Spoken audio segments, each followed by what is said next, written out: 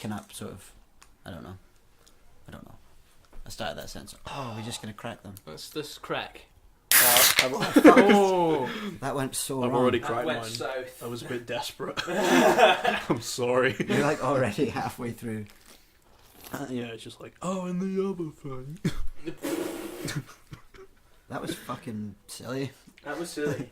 I've just got beer all over my carpet. Hey man, I wouldn't worry about it if I were you. I'm not that worried. Yeah, don't worry I'm about not it. worried, but Let's it was cheers. cheers. Cheers, boys. Cheers. Cheers. Cheers. It's canned, so you can't actually hear any clink. You just hear a slight. You could edit one in We could, yeah. with software and that. We could. We have the technology. Oh, cracking. If the history of this podcast speaks anything, it's that we're not going to put the effort into editing the sound of clinks there. We're not going to put any effort into it whatsoever. Hey man, put the effort in. Nah. Alright, cool. Cold. It took us maybe 5 attempts to get to it to a volume that people liked it. Naomi did say to me the other day that the latest episode, episode 8, was perfect. She said you finally have it perfect. Whatever. So we'll be glad to know that we've changed the mic setup today. Mm-hmm. Yeah, we're It's glad for to the know that complete we're. lack of inconsistency. I know. It'd be good to know that we've just gone a massive step backwards. This one goes out to you, Naomi, and the massive step backwards. I'm Why really are we looking forward using- to the big Sam mix. The Just a lot of Sam and not much of you. That's kind of all I wanted, really. I didn't really want any of us at all. Ideally, we'd just be walking away, Yeah. and we'll just let you run the show. Have any of you ever heard of The Secret? Black and Grindcore. Check it out. So the reason we're only using 2 mics today is because the only reason that I had enough XLRs for multiple mics was that I was borrowing them because I had a whole bunch of gear for drum recording, but then I had to give it back. And then it was only at 9:30 in the middle of me and Sam getting canned with some cans, watching the Madeleine McCann documentary, that I then realised that I didn't have any canned. Cans yeah, with McCann. Getting Madeleine McCann. getting absolutely Madeleine McCann. Yeah, that's fucking bang out of order. I was. Welcome to episode 9 of this podcast. I'm Billy. I'm joined with my mainstay, Oliver Wardell, Hi. and we're joined by our first and foremost friend, but also dungeon-dwelling Edinburgh Underground artist. Very dungeon-dwelling, in the darkest possible depths. It gets pretty dark in there. We lived together for a while and it got pretty dark. Yeah, and now I live in a room with no windows. So, So we're joined So, by, I joined am. by Sam Hart. Yeah, I'm a dungeon synth artist. And I just wanted to come and hang out with Oliver today because I hadn't seen him for a little while. Yeah. Have some cans and watch Madeleine McCann. And then he said I'm recording a podcast, and that's what's happening. That's What's and we're here happening now. right now? We've reached this point. And I was like, yeah. Oliver messaged me like he needed permission. He was like, is it okay if Sam comes on the podcast tonight? And I was like, oh my god, definitely okay. It was like when the only reason I asked is because Sam was like, I'd love that, but only if the rest of them were okay. And then I was just like, I'm pretty sure everybody's more than okay for that. But you've put doubt in my head. So then I was like, What would have please. happened if I'd messaged back being like, nah. You've just left and I That would have been never known that you were amazing. here. That would have been so good. I don't think I'd be. My head's even prepared for that eventuality. I just knew the answer would be yes. Yeah. But I think it would just have been yeah. What a prick move it would have been for me to just be like, I'm not okay with that. No. And I'm the boss. Make him leave. I'm the lead singer of the band. Get out of your house. But anyway, It's funny as fuck though, because like this should really be a podcast, because I don't think you've done one since your album went up with not your album out with the tunes, but your album artwork and the name of the album, Oh, yeah. and your album launch show and a bunch of shows in Europe. We, So you should probably talk about those. we will make sure they get mentioned at some point. What we like to do is ramble about irrelevant shit first. Mm. We're drinking some cans. Yeah, we are Um, drinking cans. I am drinking a can of Beavertown Gamma Ray American Pale Ale, kindly given to me by Thrash Father Billy right here. That's quite alright. Thanks. I'm drinking an alcohol-free thing. Sam, do you want to try it and tell me if it's good? Sam's a bit of a beer... What would you describe your beer knowledge as? Wanker. A beer wanker. Sam's a beer wanker. Bad prick. I can't tell if it's good or not. It's really nice. Alright, okay, Yeah, no, that's sweet. solid, lovely. Nah, but you Nice. actually you brew your own beer though. Yeah. You like so you know the science behind it. Well, yeah, I just asked Sam if he knew what maltodextrin was, and he just actually knew the answer and What told it me. is that thing? Maltodextrin is non-fermentable sugar, which gives you a higher body and better head retention without adding more fermentable sugar. So it's, for your alcohol-free beers, really good addition. That's fantastic knowledge. I'm really impressed with that. That's sick, incredible. Thank you for telling me that. It's like you're reading it off the side of the can, but you're not. Am I? Well, I can't even see the can. it says the addition of maltodextrin increases body, And head retention. and it says the flavour is packed out by dry hop, Citra, and Equinox. Ah, Do you those know are... what they mean? Yeah, Citra and Equinox are two good plants. And they smell like lemons. That's literally it. This does taste a bit fruity. Yeah. There you go. Alright, cool.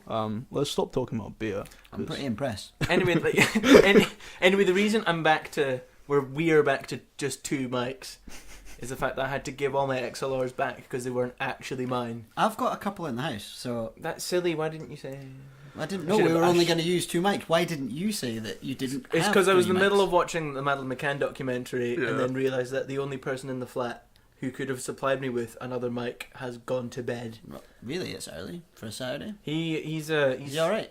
he's actually not. He's quite Alright. ill. all right. But at the same time, he also goes to bed quite early, Anyway, and okay. he gets up quite early and goes to the gym every day. What a champ. He's a bit of a champ. Yeah, no, going to the gym's good. Going to the gym is good. That's pretty For cool. people who don't know what I look like. Just imagine a Herculean god. Callum's actually on this Herculean God program right now. Really? Yes. So he's on like this program. Is that actually what it's called? More or less. It's called like Warrior Shredding Program or something like Fucking that. hell. So he's just finished phase 1, and that he basically went every day for like a month and a bit. Wow. And that's phase 1, and then phase 2 is like that but more intense. That is cool as fuck, though. Yeah. See, when you get into exercise, especially when you are a heavy metal thrash brother, and you can listen to some extreme slam while you lift weights. It's actually, it makes you feel good though, doesn't it? The only exercise I've ever done regularly was about 3 or 4 years ago, where when I used to run all the time, and the best thing about it, other than this weird in fact, there's 3 good things about it. 4 actually, sorry. The more I think about it, the more fantastic it was. Do you want to take 5 minutes and come back with the full itinerary? The first one was just not being fat anymore, which was the end game. So that felt good. I put all that weight back on, by the way, 'cause I haven't ran about 3 years. Fuck it. I was about to ask, how fat were you? Well, it's actually bigger than I am now. I don't consider myself big, but I was maybe 10 pounds heavier than I am right now. I remember my approximate number 3 interaction with Andy was, oh, you used to be fat, right? Yeah. You have an air of someone who used to be really fat and then got really skinny really quickly. And I was like, no, always skinny. I think I destroyed just over 2 stone when I was running. Destroyed just Whoa. over 2 stone. Yeah, destroyed, because I didn't transfer it into muscle. I just destroyed it from my body. I was really, Nice. really skinny. Yeah. The second thing was you get this concentration thing where you're running, where you can, if you run for long enough, you just zone out to the fact you're running, right? Oh, I love it. It's great. So the first 5-10 minutes of running, my brain was going, right, I'm running, this sucks because I'm out of breath and that. Mm-hmm. And then somewhere along the process, I would literally forget that I was running. Yeah. And I would forget about my breathing, and I would forget about everything, and it would feel like I was flying. I felt like I was flying. The third thing was I'd get this weird buzzing feeling in my balls. if I ran for long enough. This right? is not where I thought this was going at all. No, I don't really know what the science behind it was, but like if I ran for long enough, like I was getting some kind of chemical reaction that made my balls buzz. The fourth thing was I had a fucking amazing running playlist. Yeah, the running That's- playlist is yeah, incredible. that's the Which main was the thing. best thing about it. And it had Nailed to the Cross by Destruction on it. Mm, It had like a couple of great Cannibal Corpse songs on it. that's what you need. And then it had like some motivational ones about 25 minutes in, Right. which was the Bond theme. Because that just gives me adrenaline. Yeah, no shit. I feel like the Bond theme just gives you adrenaline at any point. You specifically. I think it's just like every time I hear the Star Wars theme tune, I just get fucking pumped. Yeah, it just no, you're honestly- ready to start throwing chairs when Star Wars comes on. Oh yeah. I Who was is going to horror? start kicking. It was like having a nitro boost button or something. When it came on, I got instantly re-energized. Because after 25-30 minutes was when I'd start to feel de-energized. Oh no, though. Here's the thing. I remember last time I was proper into the gym, Mad Max Fury Road soundtrack. Ooh. So like Brothers in Arms and the Mad Max Fury Road soundtrack. That would get you so like because ready you to remember go. near the beginning of the film. Actually, I won't spoil it, but yeah. Mad Max Fury Road is a good film, and it's about cars, and you feel like a car. And yeah, the soundtrack's brilliant. So yeah, that was the soundtrack's unreal. that was some solid gym music, but also Bring Me the Horizon. Yeah. Alright, Yeah. which albums? The That's a Spirit. Alright, And that's a good one. Yeah. They've got a lot of good, like, uplifting, motivational kind of stuff, though. no, it's solid gym music. It's like, and then when you need a little minute, you can go and listen to that Follow You, Oh yeah. and you can have a nice little quiet time and have a few sips of water. So chill. I That's just incredible. listen to like Sectioned. Yeah. Throughout the Yeah. whole gym experience. Yeah. Just I walk in and then Section's blaring like to the point where my ears hurt. Even when I'm stretching, even when I'm like warming up and stretching, it's just like I don't want to be able to know that I'm in the gym. I don't want to register that I'm there at that moment. I just want loud music.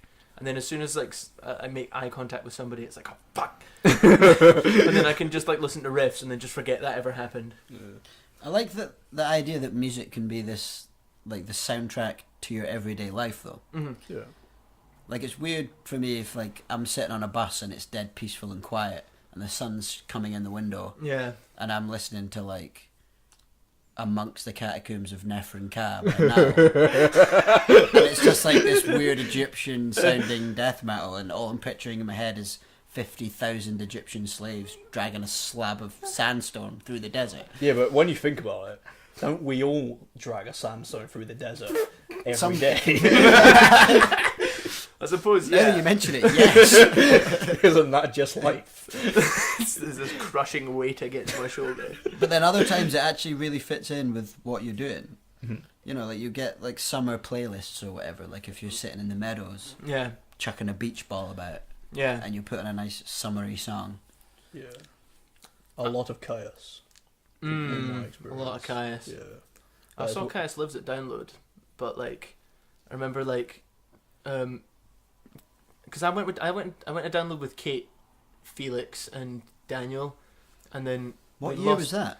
2013. No, I went in 2014, I think. Was it maybe it was 2012 then? You went in a rainy year. Yeah.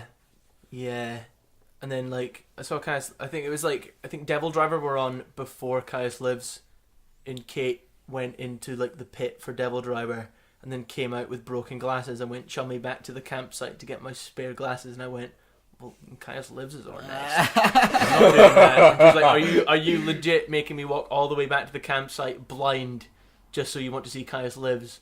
Well, yeah. Yeah, That's exactly what I'm Paid for the doing. ticket.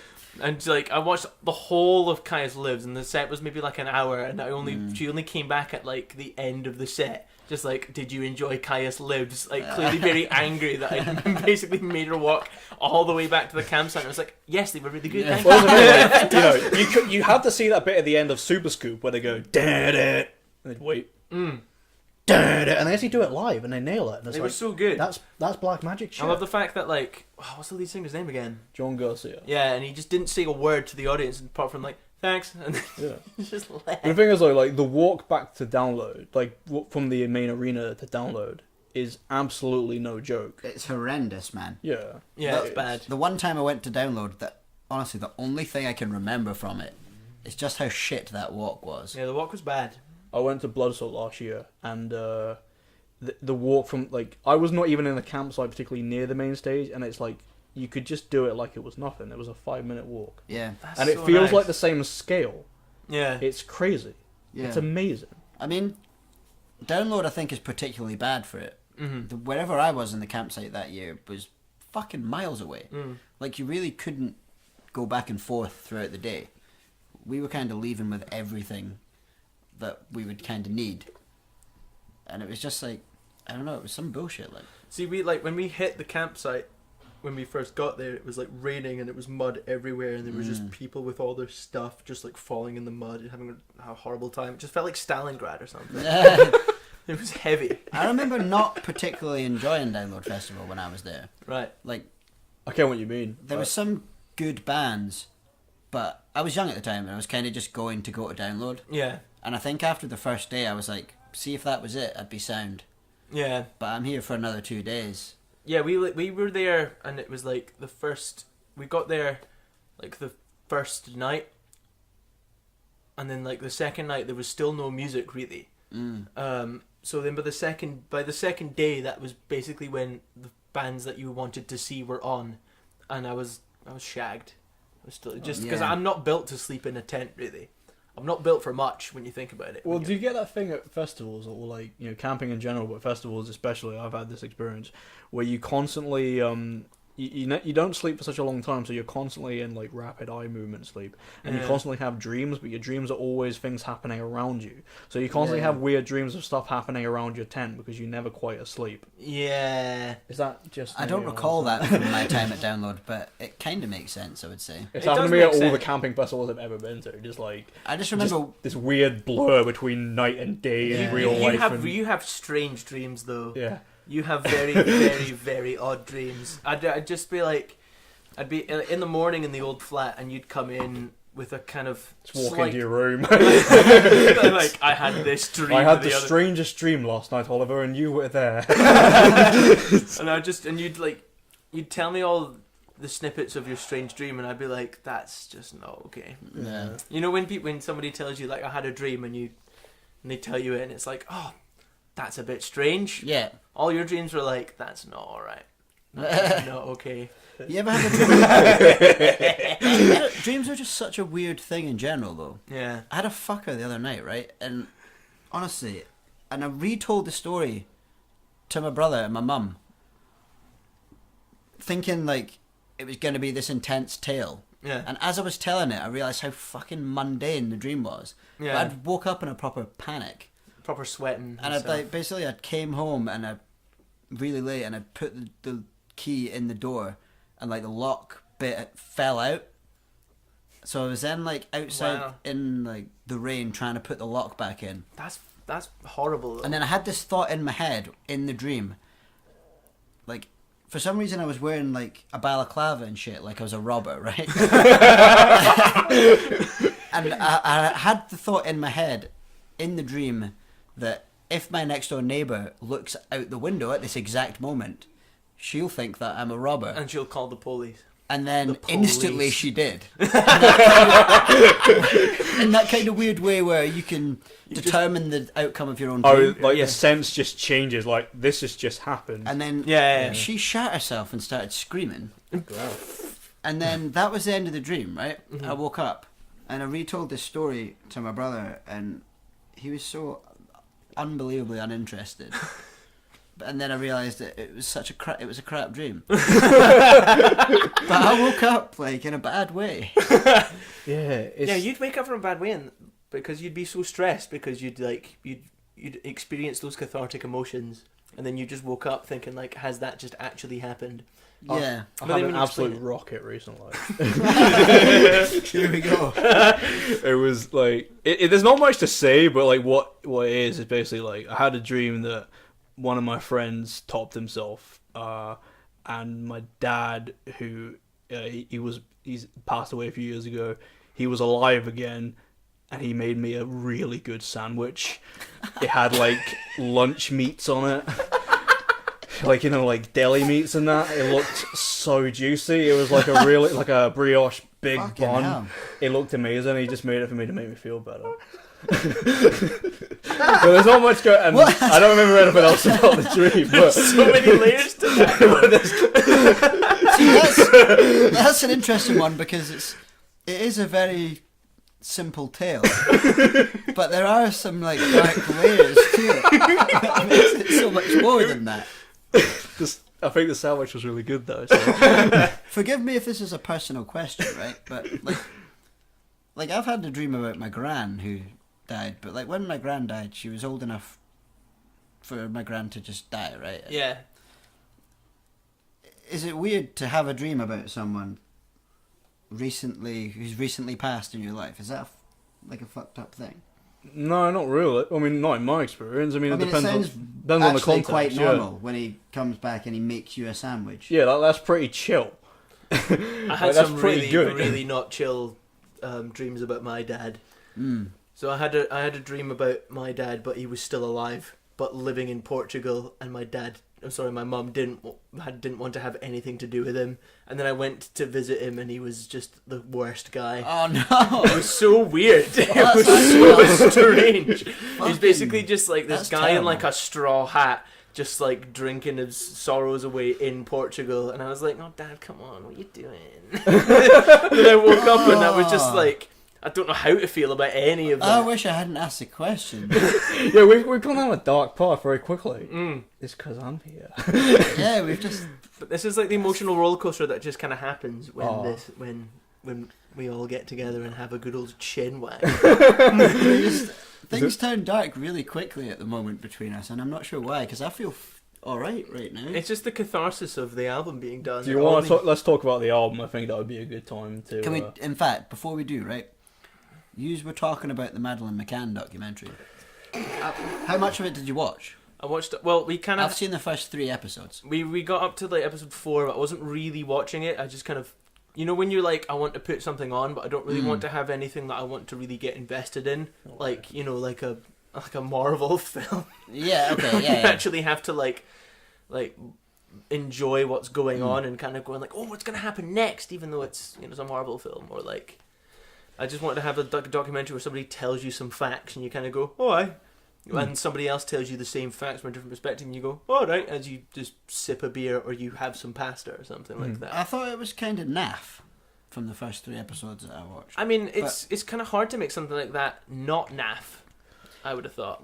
What I thought was weird about it, right, is like very much the British public have become so desensitized to the story Yeah. that it was weird for me to watch it, because when I was watching it, I was thinking someone who doesn't know much about this story is probably watching this and going, fucking hell, this is bleak as fuck. Yeah. But me watching it and having followed all the news forever since it happened, and kind of became desensitized to it in the way, like, I don't want to call it a joke, Yeah. but like, I mean, we were like just. it is Can't kind take of the treated piss a early bit with them. like a joke Yeah. now. Well, Yeah. it's like, I think, because you were talking about, like, making a murderer, and, like, and just... It feels really similar as that new one. It feels really Madeleine similar, but McCann. Making a Murderer made me really, really depressed, whereas Madeleine McCann I can just watch and kind of go, alright. I think it's because Madeleine McCann became a meme so early on, which is a horrible, horrible thing to say, Yeah. and that I can add that into my No, I mean, like, that's my mad sack bag of horrible things that I've said. But like, no, but that's what I mean. Like, Yeah. by when I was watching it and I felt desensitized to it, yeah, because it has been this kind of like, I don't know, it's not treated really mega seriously by the media anymore. And there's Like, a you ton only- of cynicism around it too, just because Yeah. of like the allegation that it might have been her parents or something like that. So yeah. like people haven't taken it seriously for a long time because of that, and you know. yeah. It's because it was such a it was such a story for ages, and it was everywhere to the point where it's just like, are we really hearing about that again? Like, are they really milking that even more than they already are or already have? So it's like the fact that there's a documentary out now about it is just kind of like, it's not even Yeah. really. It's like, I only watched it because I watched like something else and it was just there, and I was like, all right, well, I might as well stick that. I found on like and do kind it. of now the weirdest thing about the whole thing is the nature of what happened afterwards, as opposed to the actual act of whatever happened. Yeah.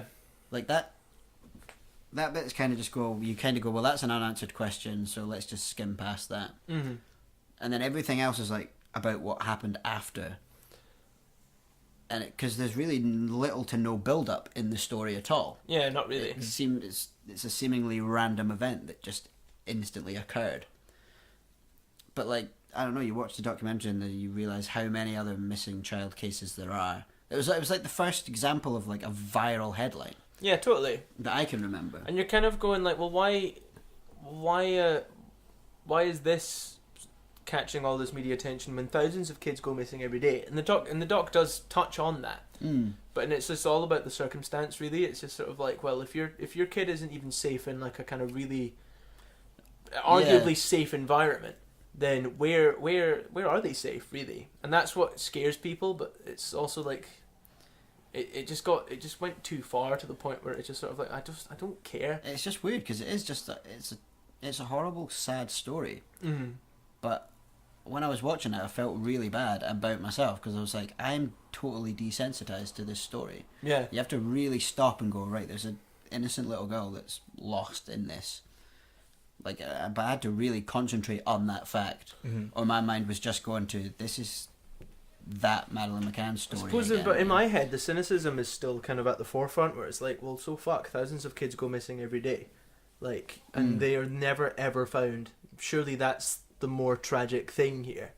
But you know, it's weird. It's almost like she's a poster child yeah for all missing children. Yeah, I think she has become really now in a weird way. Yeah. But not in a way that really seems to be helping anything. No, not really. In the way where, like, as you say, like there's a meme culture around it. Yeah. Like, yeah. I think Madeleine it's McCann just jokes weird are as fuck. Madeleine McCann jokes. Like there was some absolutely big stonkers back in the day, all of which I've happily forgotten because you know I'd probably be in prison now if I said them now. But like, yeah, it's just. I mean, I've never been a fan of Madeleine McCann jokes, but mainly just because they're like, I don't know, like almost a cop-out kind of humour. I mean, yeah, I mean, not because they've been insulting to me. It's such a beautiful cop-out, though, to the point where it's just sort of like, I can't believe you just went there. It's still funny, though, but you shouldn't Just go thinking there. about- It's so easy to go there. Yeah, it's so easy. Like, Yeah, that's what I see if mean. you're not funny and you just go there every now and then. Yeah. It's just... It's yeah. very easy. But I feel like that kind of humour in general is dying out. Yeah, definitely. It's dying out in a...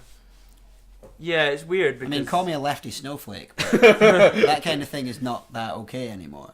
Whereas I feel like for a while, that kind of shit was very normal. No, I get what you mean. And I mean, I agree with it. I think it's one of those things you just need to be careful about. Just like, there's no point fucking upsetting people or anything. It's just like, just for the sake of jokes and stuff like that. It's I kind of feel like if it's funny, then it's funny. As long as if your joke Yeah. upsets people and it isn't even funny, then there's definitely no point. But if you make a joke that's offensive as fuck, I don't care unless I don't care if it's funny. Like if it's really really really funny, like Yeah, I mean, I'm not against offensive humour, yeah and I think it's quite important for a person to be able to laugh at themselves. yeah yeah. So long as you're not like, I don't know, so long as you're not being really direct and nasty about it. Well, I think the problem is you have a lot of people who go out of their way to do offensive humour and like make the people who they're trying to offend very aware of it, and then they kind of double back on the whole like, oh, why are you so offended? It's Yeah, kind of use that as their justification. yeah, it's really transparent. It's Speaking of incredible justification stories today, Yeah. before we start talking about relevant shit, did you see the video of Egg Boy dunking an egg off that guy's head today? Oh, that fucking bad bastard! did He you see punches that? him square in the face. I don't know what you're talking about. You know the whole... He's grabbing. It's yours actually. Oh, is it? I can find the video. He got me a beer. I thought he was going to get his phone and show me a video. But he got me a I can do that. Cheers, man. basically, obviously, you'll have heard about the New Zealand shooting incident that's happened. And you'll know about the guy who then basically blamed that shooting incident on Muslim immigration. Yeah, I heard a bit about that. Yeah. So basically, one of the Australian senators spoke today in the media about how we should expect these kind of things to happen because of the rising Muslim culture in Australasia. That's a shit. He said something pretty terrible. I'm gonna just type in egg boy, and it's gonna the egg boy. Come on. And basically, this little dude donks an egg on the boy's head I can't wait for just this. after he says this thing that he shouldn't have probably said, and then the boy gets choked out. Wow. Oh my god. Oh, that was a terrible video. Yes, man. Oh, But The this, fact that this he guy's just- like an official senator that's just punched him in the face. Yeah, just smacks him square in the face. Like, what a bad bastard. And then like some dude that's presumably security, but is also wearing like shorts and flip flops. and flip flops. So he's in the He's Australian Army. Chokes the little kid out. Yeah, And I that's just- not. Well, I liked the bit where the guy chucked the egg on his head. That was fucking brilliant. I thought it was fantastic. Not to mention, he was filming. I really want to see his video. Yeah, of yeah. that shiny, I think it's because he's kicking right about from as well. behind, and the guy's bald as fuck. So like the shiny splat, Yeah. Yeah, that'll be I lovely. live for that. Well, I was talking. I live for moments like that, where Yeah. just the shine, that lovely shine of a bald head, just ruined with a fucking egg. Well, we have a running joke, which is just bald detected. Bald detected. Where if you see a bald person, you take a photo of their head and you send it in the group chat, and then say bald detected. That's par. Don't ask it. Pattern has been detected. So we were Yes. kind of like, well, I love the idea that this kid has thought, I want to protest against this guy because I know he's going to say something that I don't agree with. Look at his head. What a It's so perfect shiny. blank canvas for an egg. And then if he's there was dunked an egg on with it. See that bald head? An egg should be That's there. it. Should- Put an egg there. It's just Change the fantastic. world. And Show the world and put an egg there. anyone that's not seen the video, type in Egg Boy into YouTube and watch this kid. And I love how passionately angry Egg Boy looks at the guy. He just sort of like just smacks at him. It's like, you deserve Yeah, that. yeah. And then he just gets smacked in the face by this bald bad bastard. I love it. So I was like, a lifetime in politics. That guy, the guy looks about 50 or something like that. Lifetime in politics. That job is all about reputation and like how you appear in public. He loses it all in a second because he couldn't stop himself from punching what looks like a 16-year-old boy. The guy is He actually couldn't 16. stop himself. And being real, I've never been cracked with an egg. Could be an interesting thing on the podcast later. It can't hurt that much. No, I was talking about egging in general and how it's just a fantastic protest because no one's unless you're really unlucky and someone throws an egg at you and it hits you in that way, Yeah. where like the egg can take the impact without smashing, Yeah. which is so unlikely. It is just like a humiliating, Yeah. like Yeah. schoolboy It's schoolboy thing, isn't it? protest. You just to did it get an mucky. egg to the head. You're Yeah. a bit slimy. Go wash it off. Get on with your life. Yeah, but the fact that he can't even take that and his first initial reaction isn't to go, how dare you do that? It's to just smack the It's fucking just- boy straight in the face. Yeah, it's incredible. It's just so inappropriate, and It's like but it's perfect. Though. everyone's like, it needed to already happen. everyone's already angry at you for saying these pretty shitty things, and you just go in and fucking make it worse by smacking a poor boy in the face. It's like, what the fuck are you thinking? Yeah, I mean, it's just great because this guy's in an official environment and he's like a high up kind of. Yeah, whether you political agree or figure or disagree with whatever. what he said, people are giving him shit for it, and And, you don't make it look better by then going and just smacking a boy in the face. Yeah. That's not how you do that. Even if he did egg you, just move on. It's just fantastic because he's like Stick your head in the sink. Just fucking calm down. It's like, what the fuck? using Muslim immigration as justification for 49 dead, Yeah. and then some guy, little kid, plonks an egg on his bald head and he just spatters the fuck out of it. It's like, what's the point It's in just that? like, what's going on here?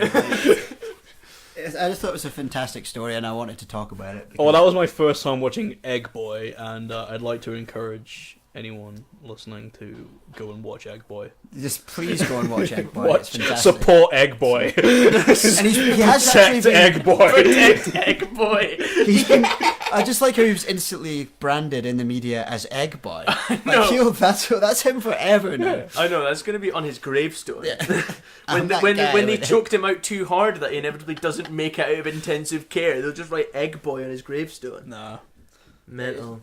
Fantastic. The world is so fucked, and it's a really sad story that's been lightened up Yeah. quite well and humiliated a guy that said a bad thing. Yeah. And created a hero out of this little kid with an egg. Yeah. Yeah. The Well world needs done, more Egg Boy. that kind of stuff. The So world shout needs- out Egg Boy. Shout out Egg Boy. Well Yeah. done, Egg. We Well, let's need- give him a round. Well done. To Well Egg done, Boy, lad. toast to Cheers Egg to Egg Boy. Boy. Cheers. No. We'll raise our cans. Chink. Give all Chink. your children an egg and send them to a bad motherfucking politician, and we can make the world peaceful together. Through eggs, we can make the world a We peaceful can make place. it temporarily a little bit stinky with raw Yeah. egg. And then once we wash all the raw egg out of our bald heads, then we can get on with each other. Yeah, but there's got to be a moment. Surely there has to be a moment of reflection where you're washing that bald head that's not seen a lick of hair for decades, and you're getting the last little bits of yolk out there, just thinking to yourself, where have I gone so wrong? Why am I so full of hate? But instead it shows the path of the fist. Fucking hell, man. Fucking fed hell, man. the That's an egg. Fucking hell, it's all sticky, isn't it? Anyway, that was Egg Boy. Let's Yeah. not descend into That is the racist politics Australian chat. accents. Lest we also get eggs on our heads. Exactly. Like racist bad bastards. Here. That's it. Someone will come up to you tomorrow and go, that Madeleine McCann comment, crack. The thing is, though, Yeah. I wouldn't turn round and punch them square in the face, though. You don't know that yet. It's not. I'm a pretty angry guy. You I could would probably, get you I would caught in probably the wrong closer moment. punch myself in the face. Hashtag egg the disp. That's oh no. 20th of April. incredible. Bring your eggs your eggs. and all your anger. Bring your eggs and hatred and just let it out. But funny if they That's just fantastic. if we just made pancakes out of all those eggs. You could just easily make pancakes out of all those eggs. Make a pancake out of your bald head. You live in a hot country. Stop crying. Stop punching children. Go out in the sun. Get a fried egg. Full of protein. Very delicious. I love the guy. I love that his head's been eggs. treated as a frying pan. That's fantastic. His head being treated as Well, a I think that's really the insult. You're reducing this politician, and it's like, you are a frying pan. Every kitchen in the country, all kitchens in the world have one. You're nothing. You're nothing. You, sir, are That's a frying it. pan. This guy's brain in there, the epicenter of all his opinions. And all Just a frying pan to this kid. literally just something that I will then fry an egg on. Yeah. All it's good for. Absolutely fantastic. You story. still eating a lot of omelets, Oliver? I'm still eating a lot of omelettes, yes. You're a bit of an omelette guy, aren't like you? omelets, I man. love the omelette only because I can't be bothered eating, and I find eating and basically all human bodily functions a chore. You make a really interesting omelette. I've had some Oliver omelettes though, with pesto and cheese and all. That was a good All omelette. sorts of shit. I remember that omelette. I See, remember for me- every omelette. I wish I'd died during that because I nearly did. We nearly did die. Didn't quite manage to get there. Christ, and we're still here. Aren't Would we? have been a pretty cool way to go though. That would have been a Just glorious hanging out with my my pal, eating a big pesto omelette, slowly dying, just looking at each other's eyes, just being like, "We did it! We ate the omelette!" Incredible. I'm going out for a walk. Maybe sometime. Captain Oates eating a massive omelette. Just tanning those pesto omelettes. Do we bit of Captain Scott? See, an omelette humour? for me was always like, if you had fuck all left in the house, I mean, you'd make a yeah. little omelette. Mhm. But you seem to make an omelette at all times, quite often when you've got loads of stuff in the house and you just ping it all into the omelette. Yeah. Like, you make a big, thick... It's like an omelette to me is like a thin thing. No. But when I seen you make an omelette, I was like, that's like a wall. It's a wall, like a big wall of omelette. Like a slab of omelette. Almost quiche-like in the way you could slice a big, huge, thick wall-like slice. I will out. then It's like a cheesecake. Yeah, totally. But then literally in a cheesecake, because I will have 2 bits of toast and I will then half that omelette and then put it on those 2 bits of toast and then I've just seen that happen, yeah. It's good. It's good. like it's a rare occurrence. It's like, it reminds me of one of these sort of personal food rituals that people have. Yeah. Like, there are tribes out there where, like, they have sex in public and it's totally normal, but then they kind of hide away on the alone to eat because that's seen as, like, a really Right. personal thing. Yeah. And they've just like turned what we do here like on its head, and that's Right. just the way the tribe works. And I feel like that's kind of like you with food. Like I don't see you eat very much, but obviously But you you see eat him because you're fuck. still here. I don't see you fuck either, to be honest. But I don't know, like you've got like a tribal primitive element to your eating. Like, you say that you don't like. No, but you say that you don't enjoy eating and it's a chore to you. Like that's the total opposite for me. Like you're this primitive man that must eat, so he eats, and you lock yourself away with a ginormous omelette, and it's like this little weird ritual. It's a battle. Like it's like man versus food, but it's not for pleasure and money. There's a really good song. There's a really good band called Sumac. They're like Aaron. It's I think it's Aaron Turner who used to be in ISIS, the band. Oh, aye. And it's like a 20-minute long song. It's like sounds like an improvised death metal song, and it's called The Task. That is what Oliver listens to when he eats the omelette. It's gnarly as fuck. I have a very weird relationship with food. I think I'm maybe overthinking it, but like I said, I can't be arsed. Like I don't really like food anymore. I'm a lot better than I used to be now, but I still just can't be bothered. If someone like gives me some food, I will. Ooh, that was nice. That was a good. I didn't mean to cut you off. Please continue. It was arguably more interesting if I'm honest. But, but like I used to be like 2 years ago, I just couldn't be bothered eating, and I just would never eat. But like when I was a kid, I used to eat so much. I just would anything. I was not fussy. I think I went through a period of being really, really, really fussy, and then being like, actually, is that food? I don't care. I'll have it. Now I'm just like, because I'm a grown up, and most of the food I either have to pay money to get or make it myself. I'm kind of like, neither of that's worth it.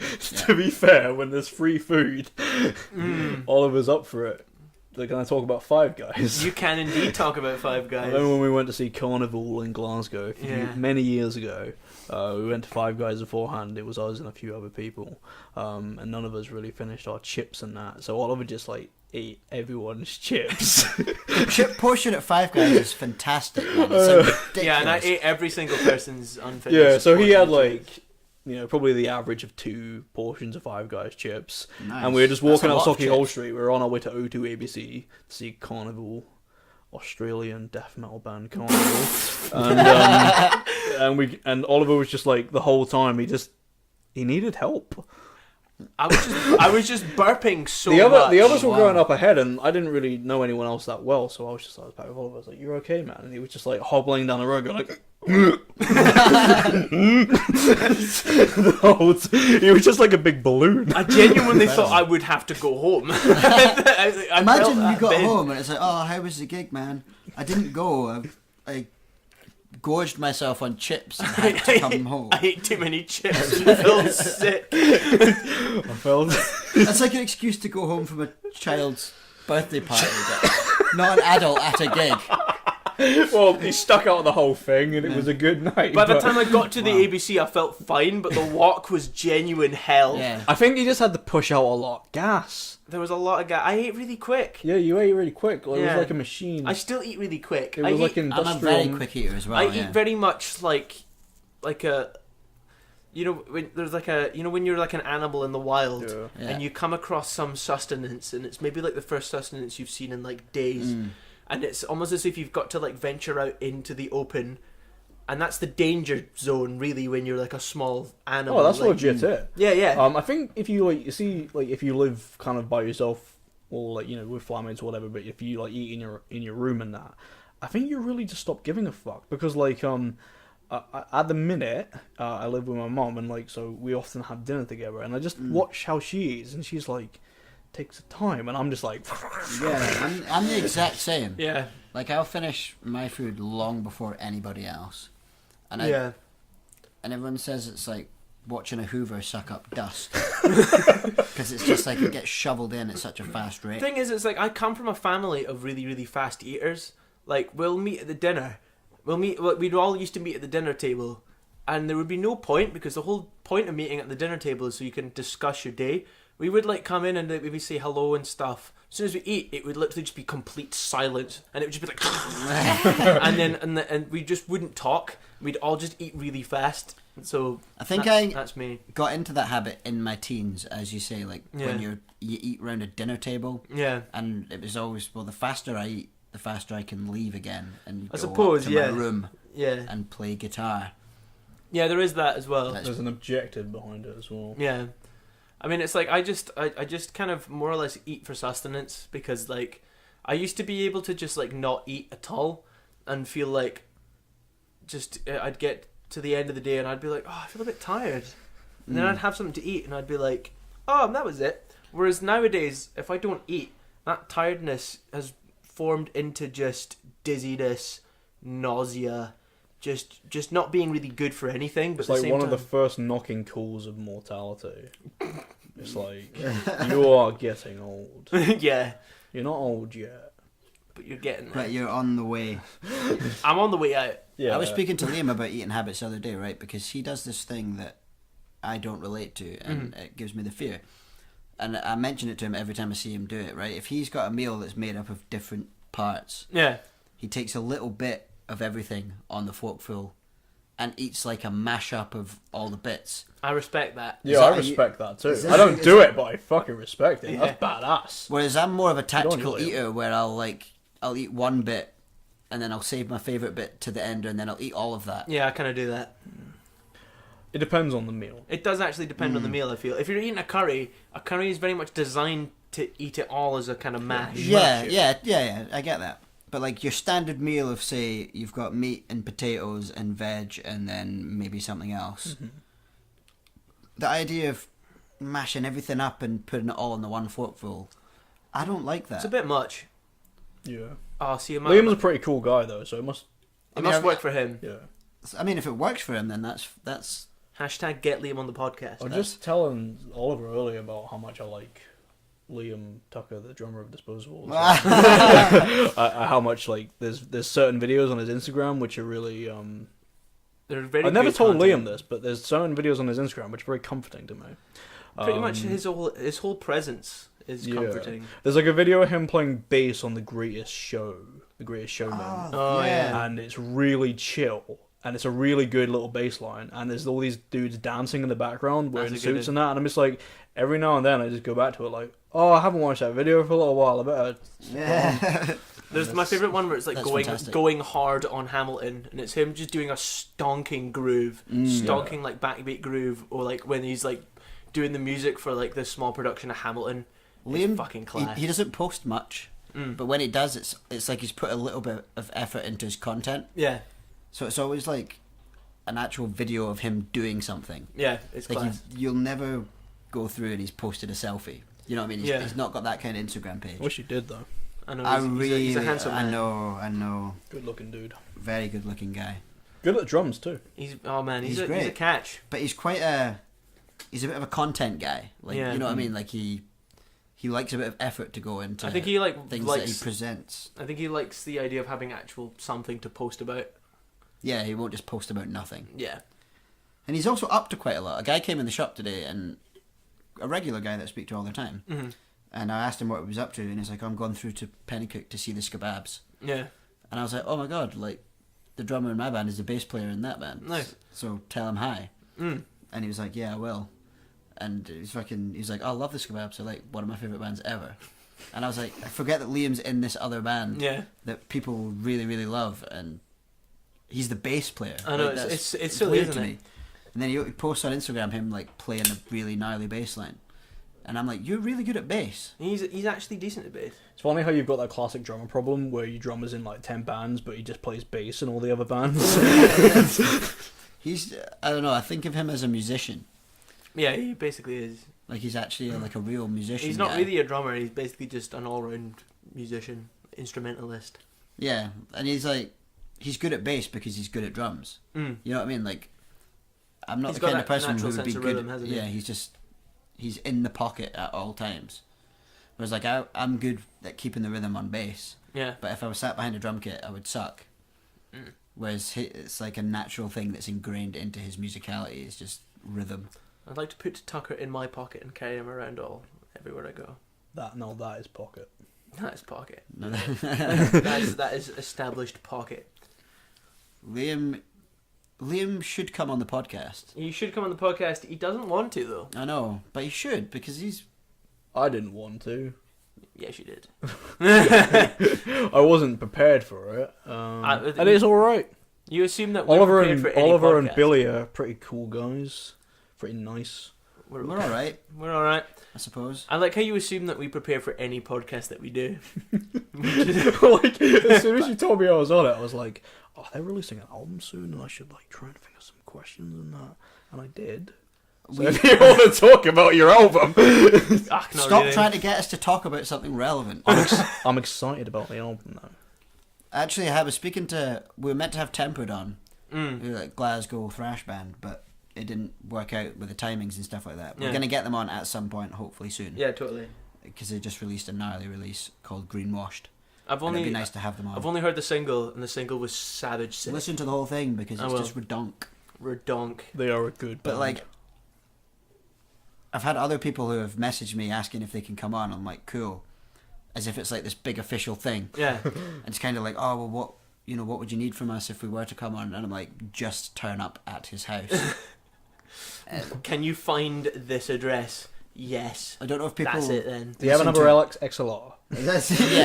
If you've got an XLR, you can come. You're in with merit. But I don't know if people visualize us in a booth or something. But we're just lounging about like idiots I know. Yeah. with a mic in front of our face. We're all sitting Not on even the bed. enough mics in front of our faces. Yeah. Not enough. I mean, we're sitting on my bed, Pretty cool. Pretty good bed. and if I do that, if we all do that, you can hear it. I'm Pretty scared sweet. because this bed broke last time something happened. Oh. It's fine, but I'm on the. My old bed used to break. And it's my like. My old bed, like it's like this one's kind of like not so bad, but the old bed the whole thing used to just cave in on this certain corner, and you'd just fall in and you'd be I stuck vaguely there. recall It that. was- I used to really like your old bed I used because to have an old bed as well. it used to just send me to sleep. It was a good extremely difficult though when we were in quite a big smoking phase, yeah. and we just come in and you just fall. You would just fall. You'd just fall, and there'd be no guarantee you'd be getting up again.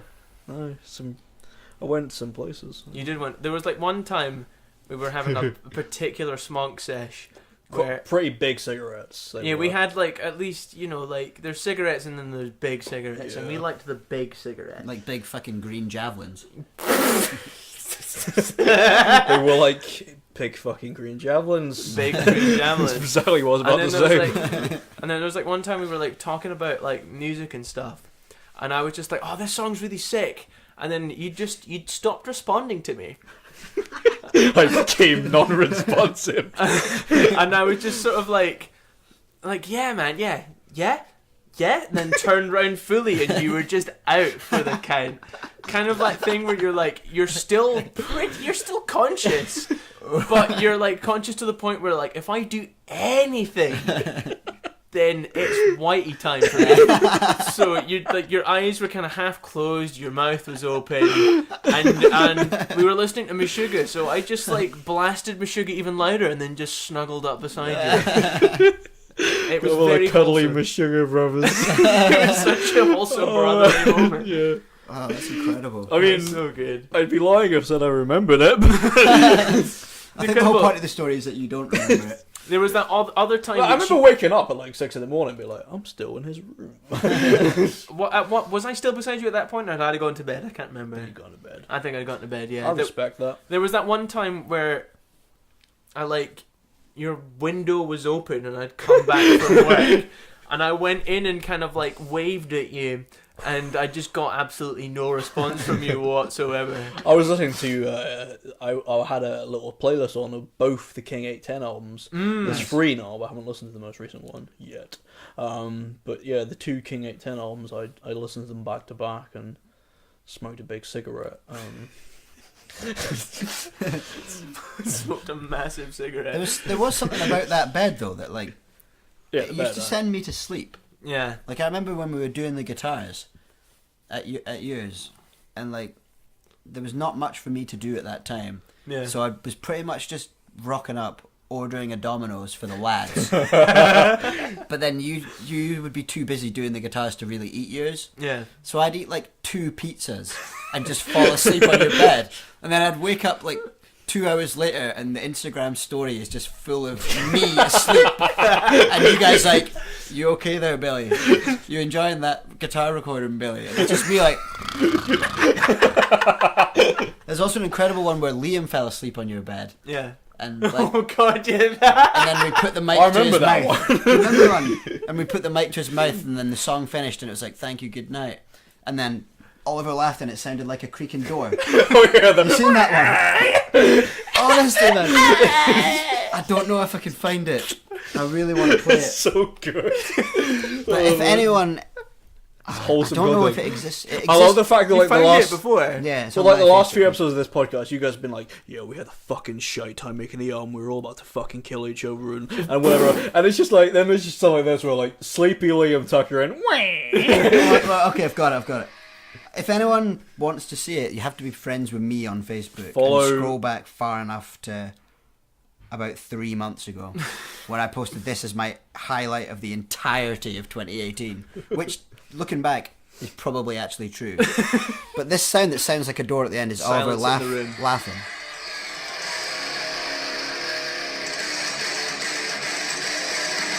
Thank you, good night.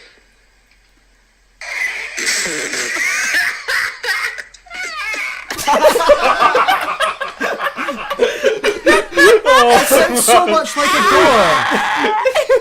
it just never fails to fucking end me. Like if I'm in a bad mood, I watch that, and I'm like, I know it's going to sound like a door. It's probably not going to be funny this time, and every time it blows my mind as to how much it sounds Just like like a door. It's just a door, and then we open doors all the time. Just like, no, that's fucking good. That's good. It's fantastic, and I'm so glad that we recorded it. It's just one of those things that you wouldn't have even.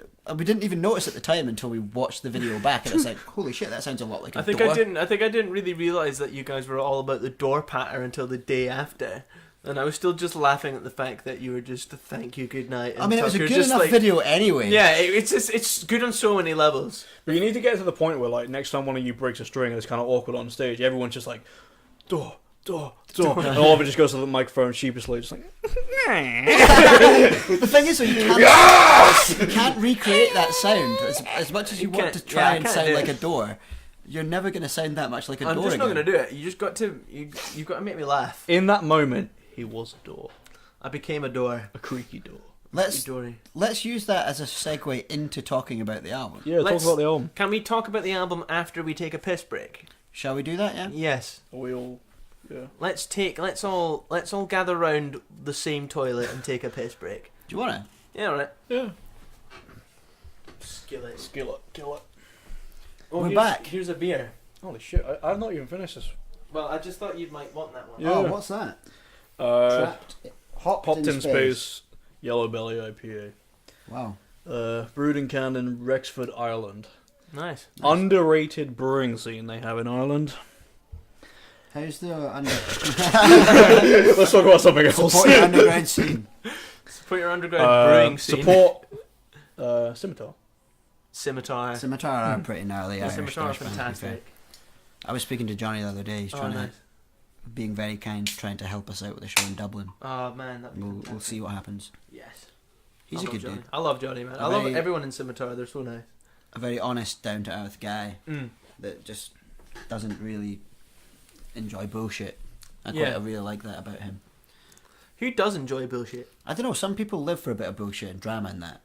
Like he's the polar opposite of that. Yeah, he's kind of filtered out all of that stuff, which just is I like not that he's a important. straight up nerd as well. Mm. In fact, they're all nerds. Ryan is such a nerd. They're quite a nerdy band, There's and I some like that a nerdy lot. boys who just play black metal, and they're fantastic. I think nerdy people are pretty fun to talk to because you just ken what to do. So like, if the conversation never lulls, it's just like you seen the new Avengers trailer or something like that. And they just get 10 out of 10 once again. Yeah. Yeah. It's just like they pick back up and you can just listen to them talk for a while. Mm. Just like, yes mate, this guy's excited about It's something. nice to have someone that This guy actually cares about things. has a really deep knowledge of at least something Yeah. and can ramble about it. I really like that in a person. I'd like to think that everyone's at least a nerd to some degree. Oh, definitely. Yeah. I think if you're just like a casual in every sense of the word, then it's like, what have you done? There's got to be people out there that are just casually into most things. Yeah. And not super duper heavy into anything. Yeah. Well, it's like Well, that whenever must you exist. meet people who like, they look like total normal people and they got like a short haircut and that, and then you talk to them about their music taste and they're into like really gnarly shit, and it's like, that's always a nice surprise. I always love that. I tried to like intentionally do that a while ago when I cut off all my long hair and try to look normal, so I'd be like that guy that you don't think is into black metal, but he is. Actually, he's into black metal. Wow. Wow. You like black metal? You must be really cool. You must be really interesting. I just like the idea of cutting off your hair to make it look like you're not into black metal, like anyone thought you were into black metal in the first place. Like, I mean, People thought I was into black metal. Yeah. Back when I used to walk around in black metal t-shirts. I suppose, yeah, but I suppose if that's you cut... probably the big giveaway. Yeah, that's probably the only giveaway, and I cutting got your really hair is not pissed going off to do about anything. it. Just like, why does everyone know I'm into black metal? I want to tell them.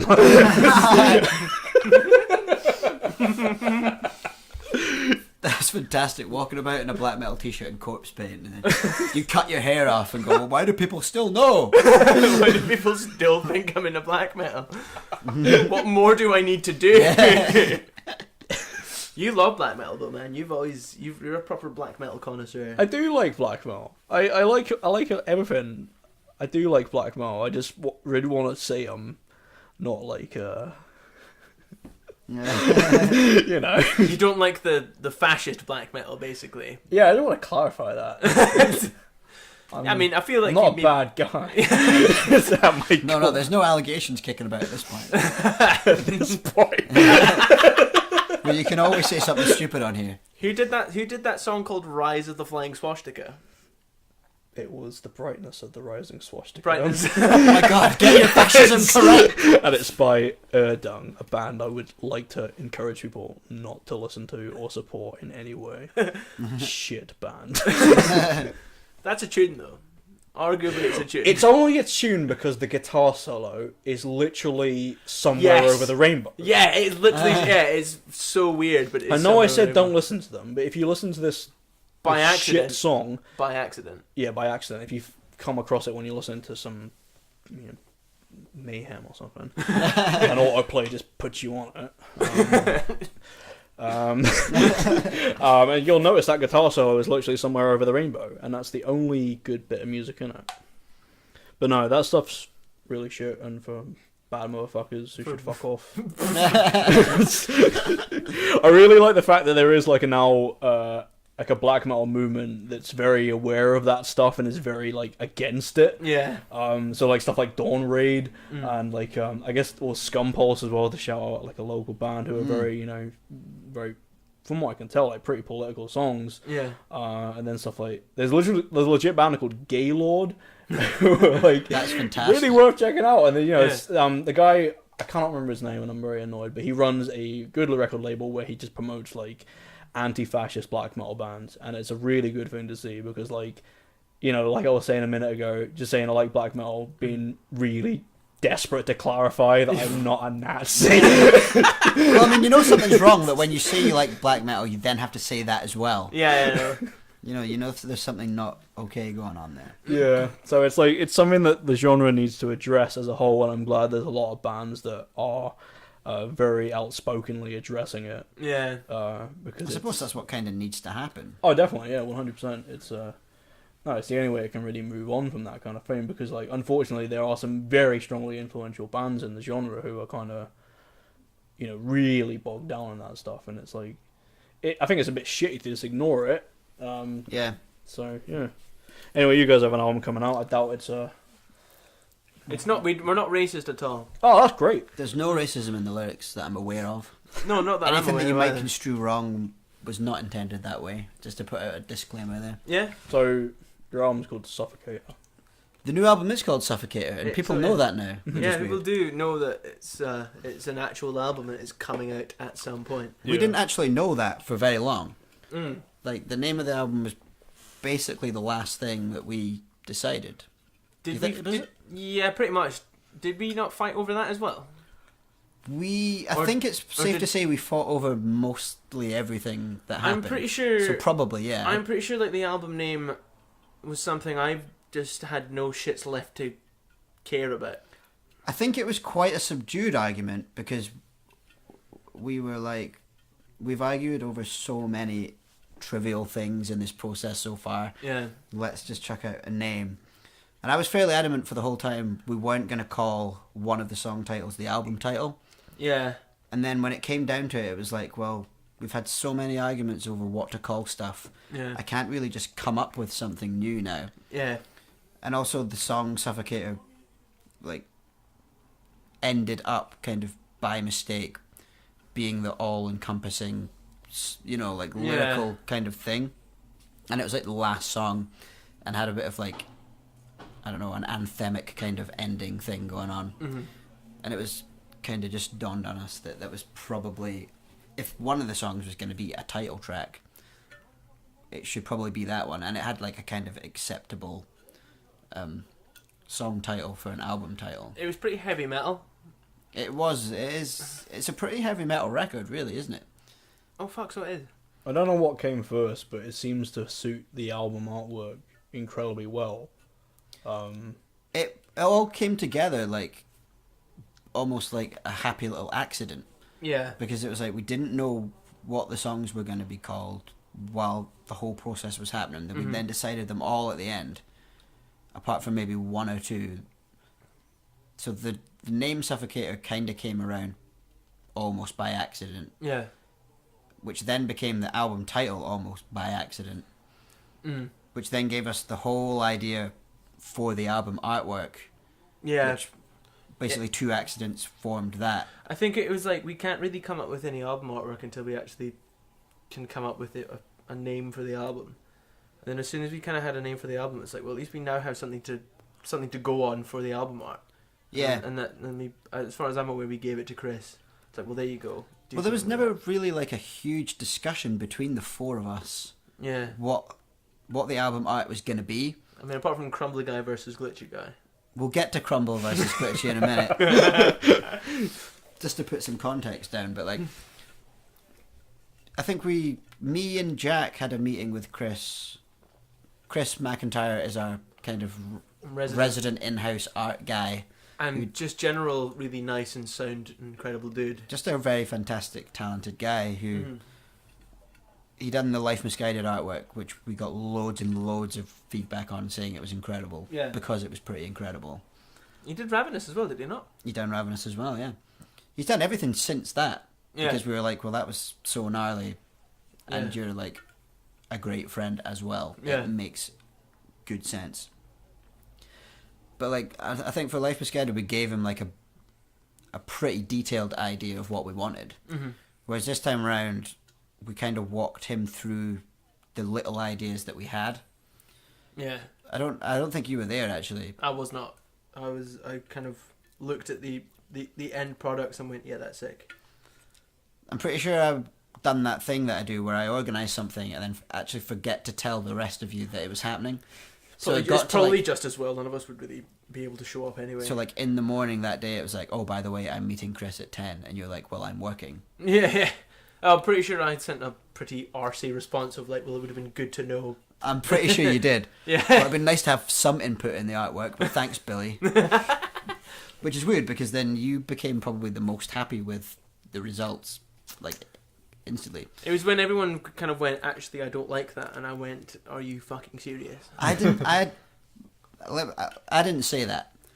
But anyway, me and Jack went to see Chris. We're already the pan's already simmering. I know.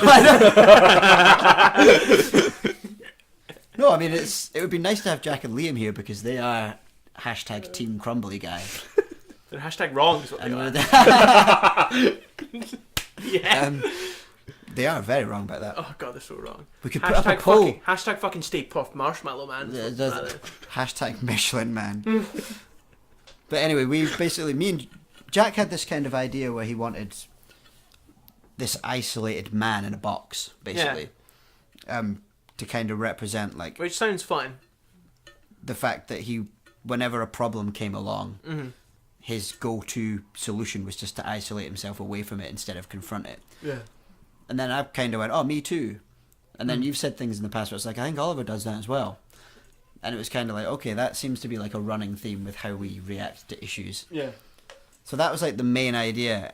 And I had this idea that I kind of wanted like a background that was not mosaic like, but kind of like, what do you call it, like tapestry-esque, kind of like, you know, something other than just texture. Yeah. So I sort of came up with the idea, well, why don't we just make a list of things that are the problems that we feel like we face, or things that make us react negatively, and we'll come up with things to represent them. So like if you look at the background, it's like there's skulls, which is like death, and then hourglasses, which is time, and a clenched fist, which is anger, and you know, like all these things that you have to go through in life represented by something that and then he's basically just splashed them all over the back. Yeah. So that's gives this like sense of overwhelming sort of occurrence of these things. Yeah. And then the guy in the box who's isolated himself away from it, but he's kind of glitching and falling apart anyway to represent the fact that that's his solution, but it's not working. So that's basically what the album art means now. Yeah. We basically just said to Chris, can we have a fucking guy in a box or something? And then he sent it back, and it was like, oh my god, it's got all of this meaning all of a sudden. That's basically just like every tattoo that I ever get. It's just like, can I that's get it. that? And then I get it, and it's like, oh god, it has so much meaning to where I am in my life. Oh my god. But it's great because it's like, we gave that to Chris, and he just came up with that kind of thing. And even though we'd given him the basis of the idea, when he sent it back, it was still like, that's nothing like I thought it was going to look. Yeah. It's so much better and different. And it's like, it looks like a very metal artwork, but at the same time it kind of doesn't. Yeah. It's got this kind of like, I don't know, he does this, a lot of his stuff is digital art, and it's on the brink of being like photorealistic stuff, but it's not at the same time. Like it's, I don't know, it's a very like digital kind of piece. Like you look at the guy's face, he almost looks like a, I don't know, like not like a cartoon character, but you know what I mean. Like there's so much detail in it. It's very Yeah. stylized, but when you actually like zoom in on it, there's so much minute detail that goes into making that image but up. all the detail of it isn't in the guy's face. The guy's face is Yeah. actually pretty simple, but all the Yeah. details in like the other like abstract-y kind of bits. Yeah. Which is kind of what Chris is into. If you want to check out Chris, I think his Instagram is at Chris McIntyre _. I'm gonna fact check that anyway at some point, but yeah. So that's how the artwork came about, and it was all by accident, and then we got it back, and it was like, well, that's sick. Or he sent 2 different versions or something. Yeah. One which we called Crumbly Guy, and one that we called Glitching Guy. And it became, are you team Crumbly Guy or team Glitching Guy? And basically Crumbly Guy, I mean, Chris himself was team Glitching Guy. Yeah. So So it's we 3 knew against where his 2, heart- really, isn't it? Yeah. So it was fucked from the beginning for Crumbly Guy. Crumbly Guy was never going to win because I was not going to allow him to win. But basically, still decided to fight. one version, the version that you I see, do just love fighting, I'll be honest. I think we do just like arguing with each other. We've got like... Because every time there's even the faintest opportunity to do it, it's like, fucking yes, here we go. I just like fighting with you guys. It's just it's like banging my head off a fucking like plasticine wall or something. It's like I can do it as hard as I want, but it won't hurt. Honestly, And like there's no ramifications to like how much damage I do. see when This is class. see when Jack and Liam instantly agree with me, Yeah. I kind of go, oh. Because I'm like, well, where was the fun in that? I'll be honest, if you want to agree with me, there's a bit of relief where I don't have to unleash the fucking fury. I like Unleashing the Fury. I love it, but at the same time, I'm a much better person if I'm not allowed to do that. Well, I noticed that about myself, and my New Year's resolution was not to get angry and aggressive at people that I love. Never unleash the fury. But the fucking lads are so bad for it. Honestly, man. Me included. I'm bad for it. Like I can. The only reason I don't get as angry with you as I do the other two is because like there's like a 10-year history with them Yeah. that me and you don't have yet.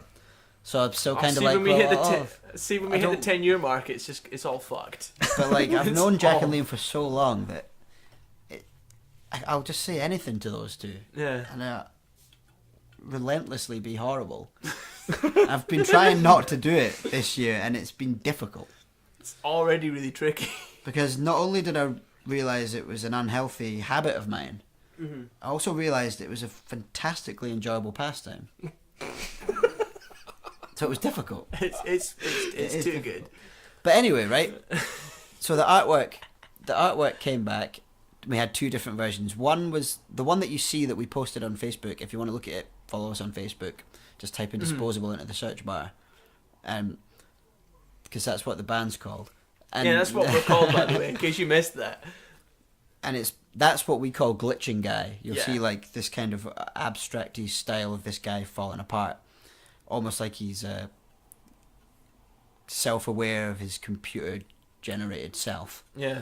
And the other version that we got was what we called crumbling guy, which was like I don't know, he's like a chubbier sort of bloke Kind of like with this his kind arms of like, and his head sort of crumbling away. I don't suppose if was there, you know, in like that the Disney version of Hercules, and you had the Titans. Mm-hmm. Was there not like a kind of big old rock version Titan? Am I making that up? Surely, because there was like an icy one, there was like a lava one, that kind of globular icy I think one. you're right. Yeah. Yeah. You know the Pokemon Gollum? No. No, is that Lord of the Rings? What's Lord he of the- called? What's Oh, big round the Pokemon? big boy, yeah. What's the big lad? Is Big it? motherfucker. Is he called Gollum? Yeah. Or is Fuck him. Fucking yeah. Geodude's Oh, dad. Geodude's dad, yeah. Like who does he touch? Geoda. Geoda. He's my Geoda. Like the older fat Geodude guy. I Yeah. can't remember all the Pokemon. If Jack was here, he would know because Yeah. he knows the Pokemon. I think he's maybe called Gollum, but I'm maybe tripping because Gollum's a guy from Lord of the Rings. But nonetheless, Oh. a big round like dude that looks like he could crumble apart into bits. Yeah, That's and kind it- of what this other dude looked like. it was. I didn't really pay much attention to it because I didn't like it, but like, yeah. I mean, it was in theory it was cool, and I liked it, and I was like, all right, that's cool. Then I saw the other one, and I was like, well, that's just much better. Well, the other one just had a bit more like I don't know, like weirdness to it. You know, like a weird arty thing. Like the abstract side of it was just obviously cooler, in my opinion. I just preferred the look of it. I mean, Crumbly Guy was just like, if you would had to have done like maybe 3 or 4 drafts of Crumbly Guy to then be kind of get to the point where it was like, okay, I kind of I feel like that. we'd have to have worked on him so hard to make him more like Glitching Guy. Yeah. The Glitching Guy already existed. Yeah. And the weird thing that happened was that really made my blood like boil, like I was a big human kettle.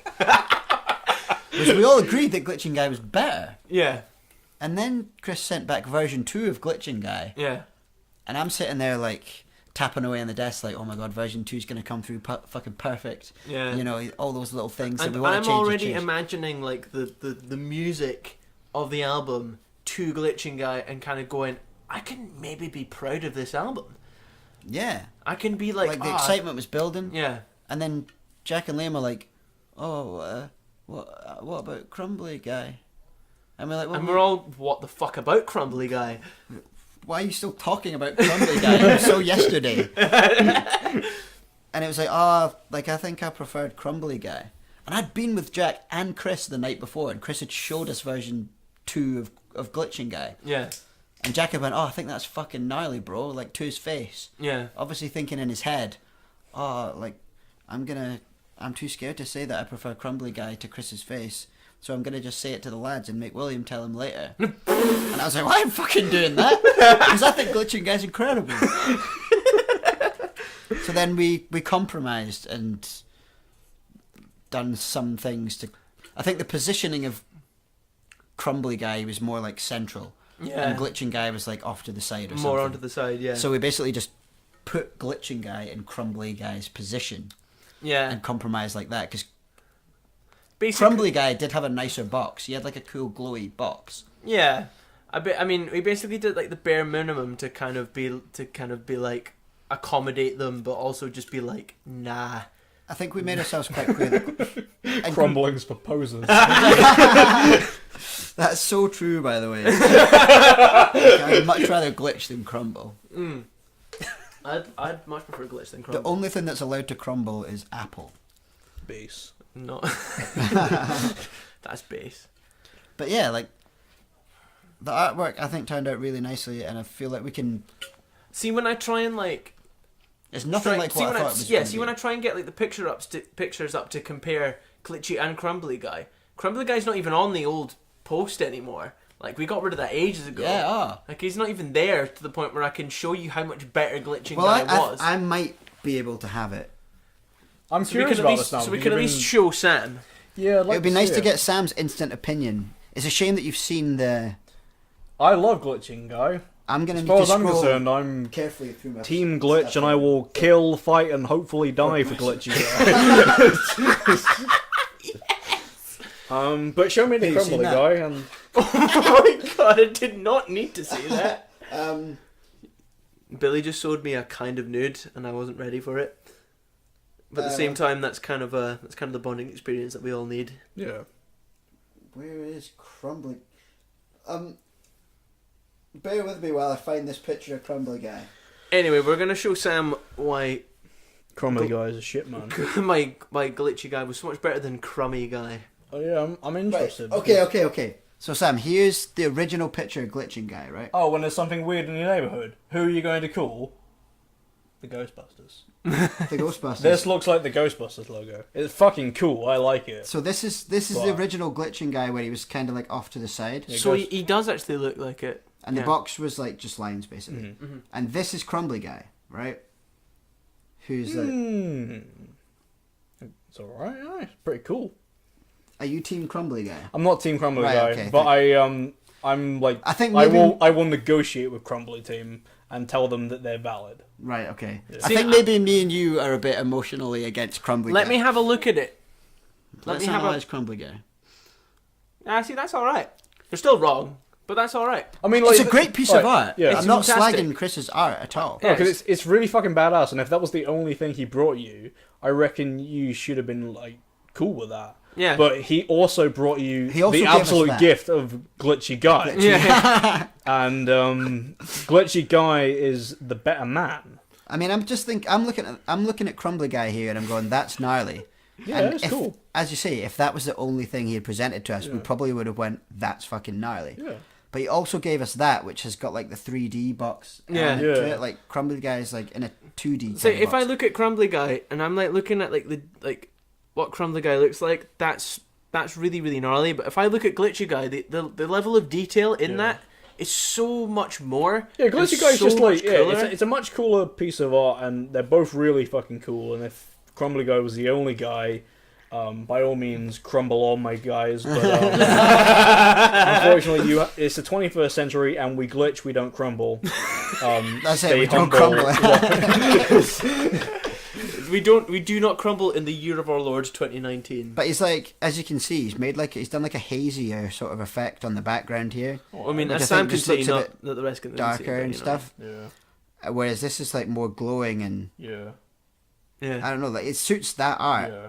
But that to me is just a bit darker, more abstract. The and- more I look at Crumbly Guy, the more bad I feel for just slamming Jack and Liam down. But And at the same obviously time, I'm there's- glad I did it. And there's the compromised version of Crumbly Guy, where Crumbly Guy is now Yeah. in the straight on. No, I really like in all seriousness, really like the album artwork that you guys have gone for. I was just saying to Oliver earlier, I was so surprised by it because it seems really different to what you guys have had before in terms of like Life Misguided and Ravenous were both Yeah. quite kind of colourful, I guess. Yeah, you mentioned that they were. And this Yeah. one seems to me to be like it's almost like I would think like if I saw that in a record shop or something, I'd think it was death metal, like kind of old school Yeah. death metal. I mean, And it's really cool, like it's nice and dark, and I it's think really intriguing about the album too, because like it sets me up like it's not quite what I've expecting, and I guess I've kind of heard snippets of it because I used to live with Oliver when you guys were recording. Yeah, it. you've Oh, yeah. kind So of I've like, sort of heard bits of it, yeah. and I really can't wait to hear the actual songs.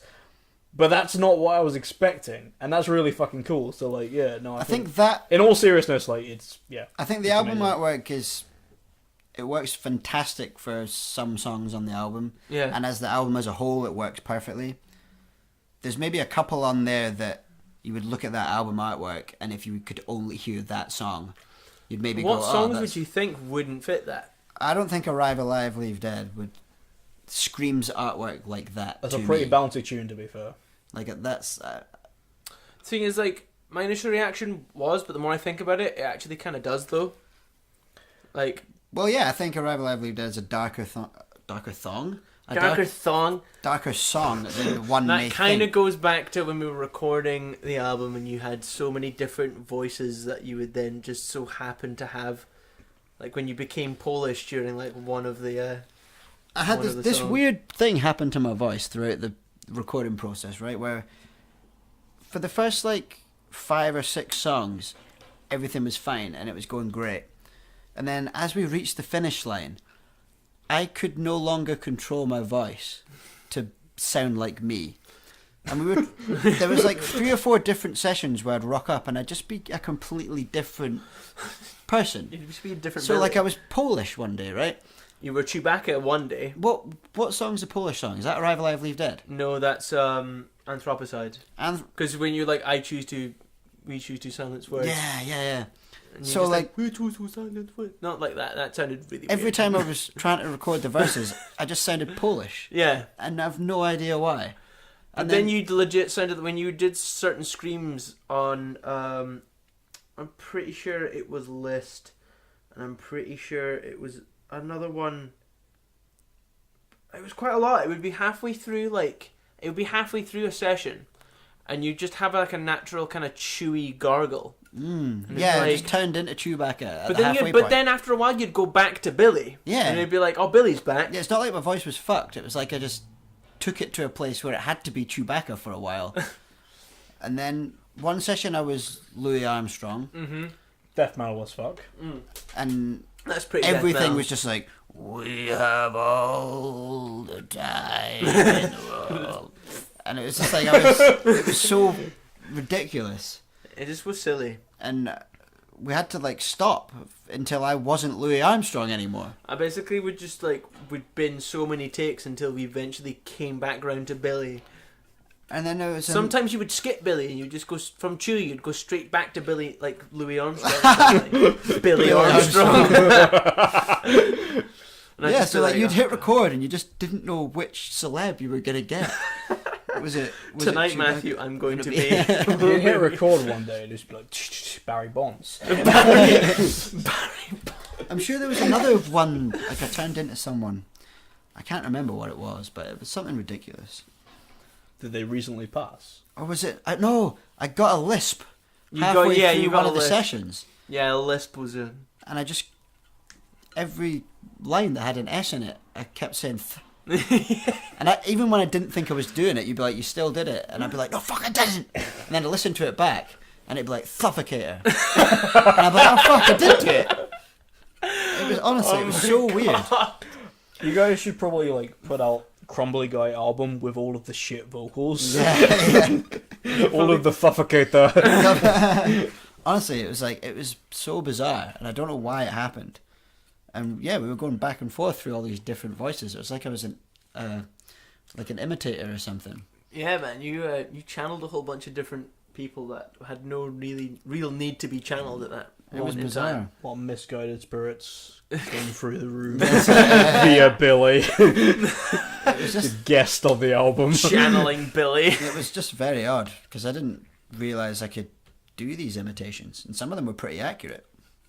Like, They were actually kind of bad. Chewie was very accurate. when I became Chewie, it was funny because it was that dead on.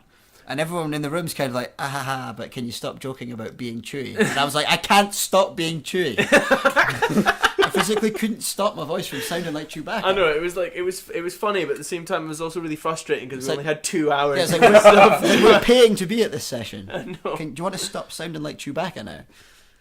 It's hard to convince your friends that you're not meaning to sound like Chewbacca. I like how you sound like a different person each time, and I basically just sound like the same angry man. Well, you've got a very consistent sound that comes out of your mouth. I only know how to do one thing, and I don't know if I do it very But well. I think you do it really well.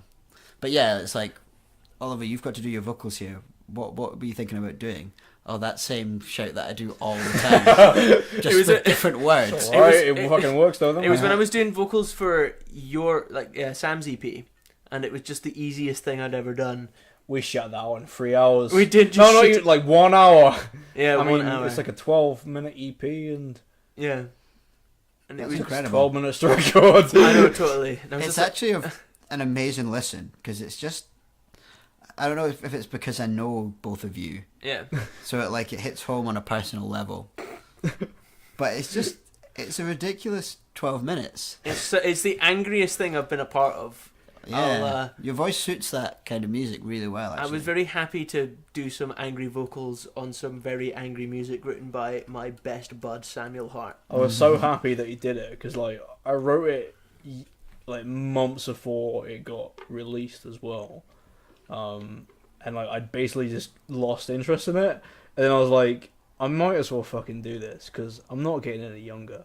I was going to just put the ZP out. I was like, Oliver, getting a little bit closer to mind sleep. I asked you a few months ago to come and do some howling and growling on my little demo. Can you do it, man? And he's like, yes. So we went into my bedroom, did some hooting and hollering for 15 minutes, and we made an EP called A Week and Afraid. It's so, oh man, it's so class. But honestly, like my voice hurt through pretty much all of it. Sorry, man. No, it was great. I enjoyed it so much. It's really, really raw. Like Yeah. it sounds incredible. It sounds like you're hurting yourself. The first track. It's been a while since I've done it and listened to it, but like the first track. What's the first track again? Because it's like Cage Builder. Cage Builder. When I just Cage scream Builder's Cage incredible. Builder. Cage Builder. Yeah, you did the entire ending of the song in one take. I was like, oh, you might need a few takes for this one. He did not need a few takes.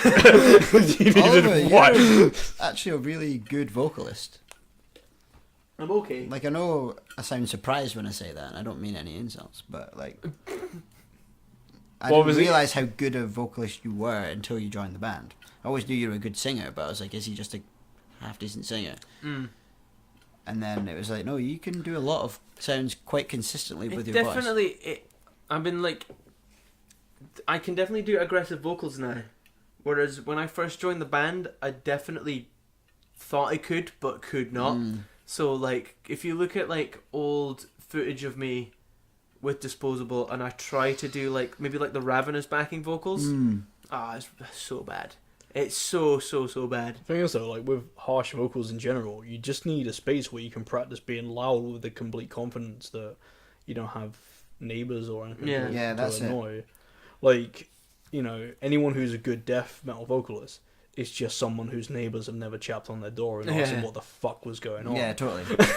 I mean, like, And one of the worst things you can do as well is be hesitant about it. Yeah. So, like, if you're trying to practice vocals at home and you're doing them, like, at half level, that's when you're more likely to not be really pushing them in the correct way.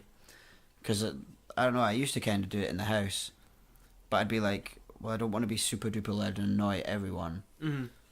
But you still want to feel like you're achieving something.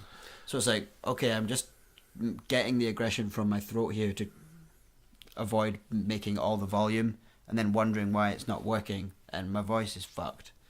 See, when like you were young as well, did you ever see like gigs as like vocal practice? Yeah, a wee bit. I would always Kinda. when I was learning how to sing properly, and I would be listening to Lost Prophets before it turned out that like Ian Watkins was a bad pedo bastard. But like, I'd be like walking home from like nights out, like really, really, really drunk, walking all the way back home and just trying notes out. Because I'd be drunk enough to not give a fuck who I disturbed, but also like confident enough to kind of go, well, let's give this note a go. And just like I learned how to sing properly to like, what's the second album by Lost Prophets called? Start Something. And like when I got into Fall Out Boy, just listening to like all like those high notes and just being like, can I actually hit that?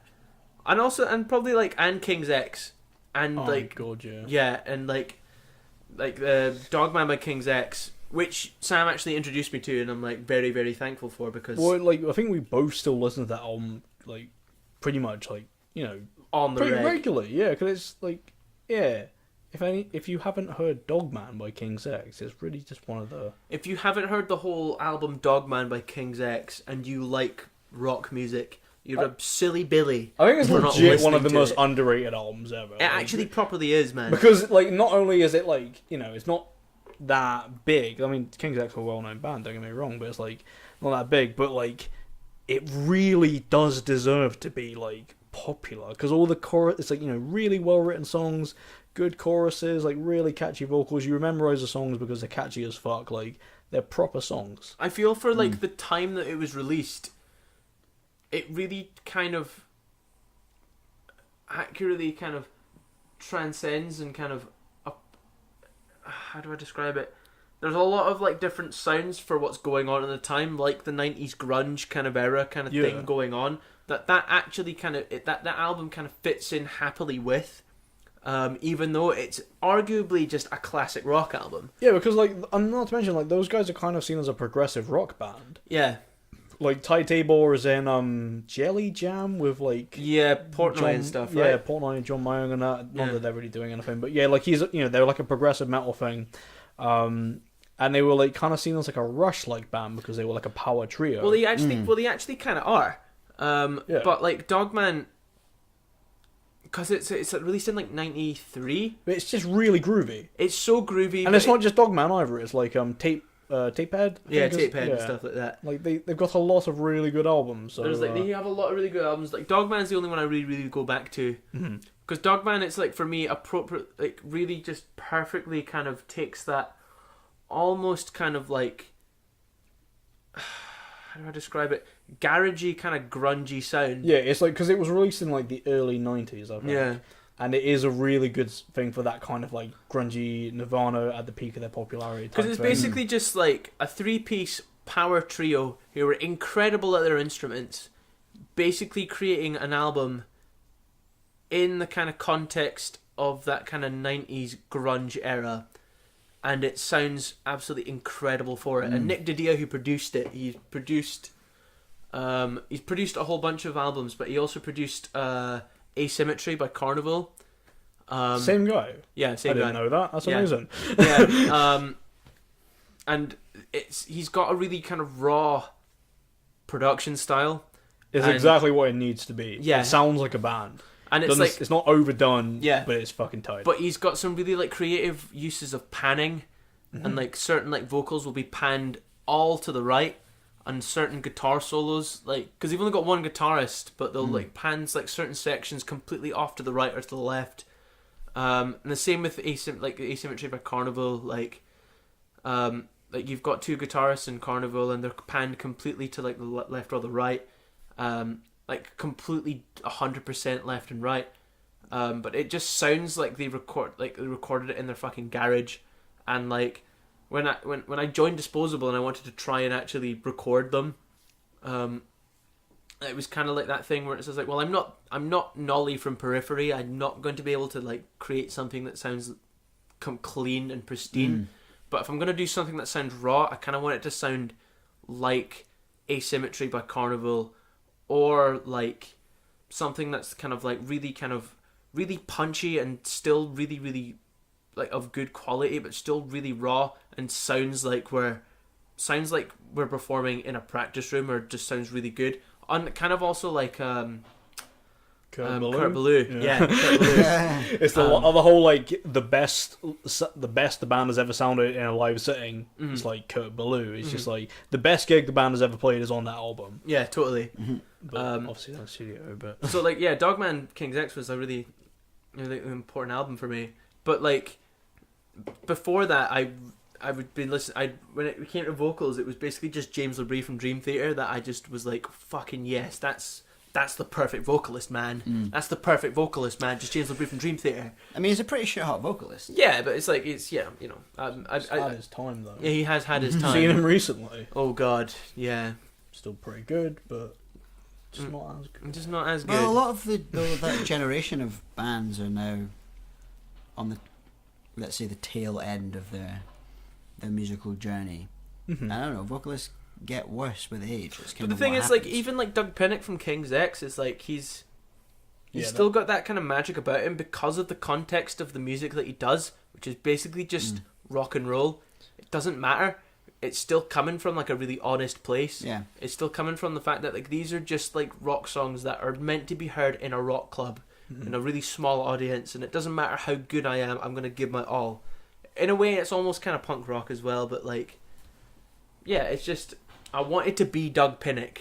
I basically wanted to be Doug Pinnick from King's X for the longest time.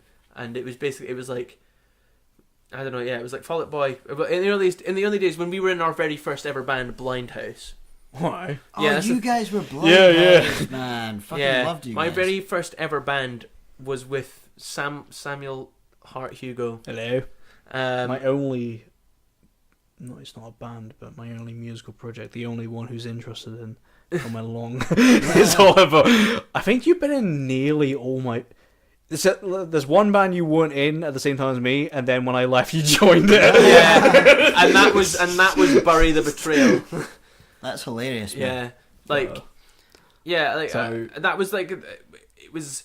See, when it was like in Blind House where I had to sing, and it was like bands like I was getting into Foo Fighters at the time, and I kind of was steering away from kind of like vocalists that were like really kind of clean.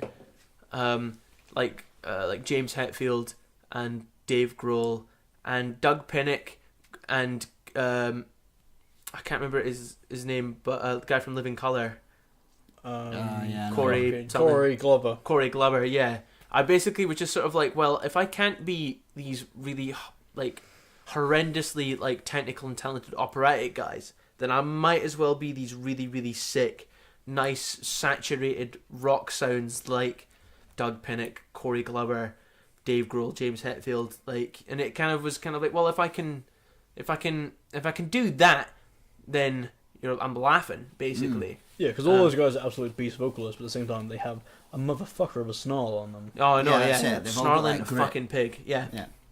So yeah, that was what made me want to be a good vocalist. But then it's like I always wanted to be like a really really good aggressive metal vocalist, and Sam was always so much better at that than me. But it's only like kind of actually having the context of actually being able to practice it in a live setting, in a practice room setting, that I've now actually kind of naturally gotten okay with it. Like even with design, like I do a bit of it, but like not that much. And it's always just kind of like whenever I can make a kind of remotely aggressive sound, it's kind of like, oh fuck, was that it? I really do think like possibly not like singing, but like I really think aggressive vocals are potentially in everyone. It's just literally, having the time and space to do it. Yeah. Totally. Because it's really, it's just screaming with consistency in a way which doesn't mean you can't scream for the next half an hour. Yeah.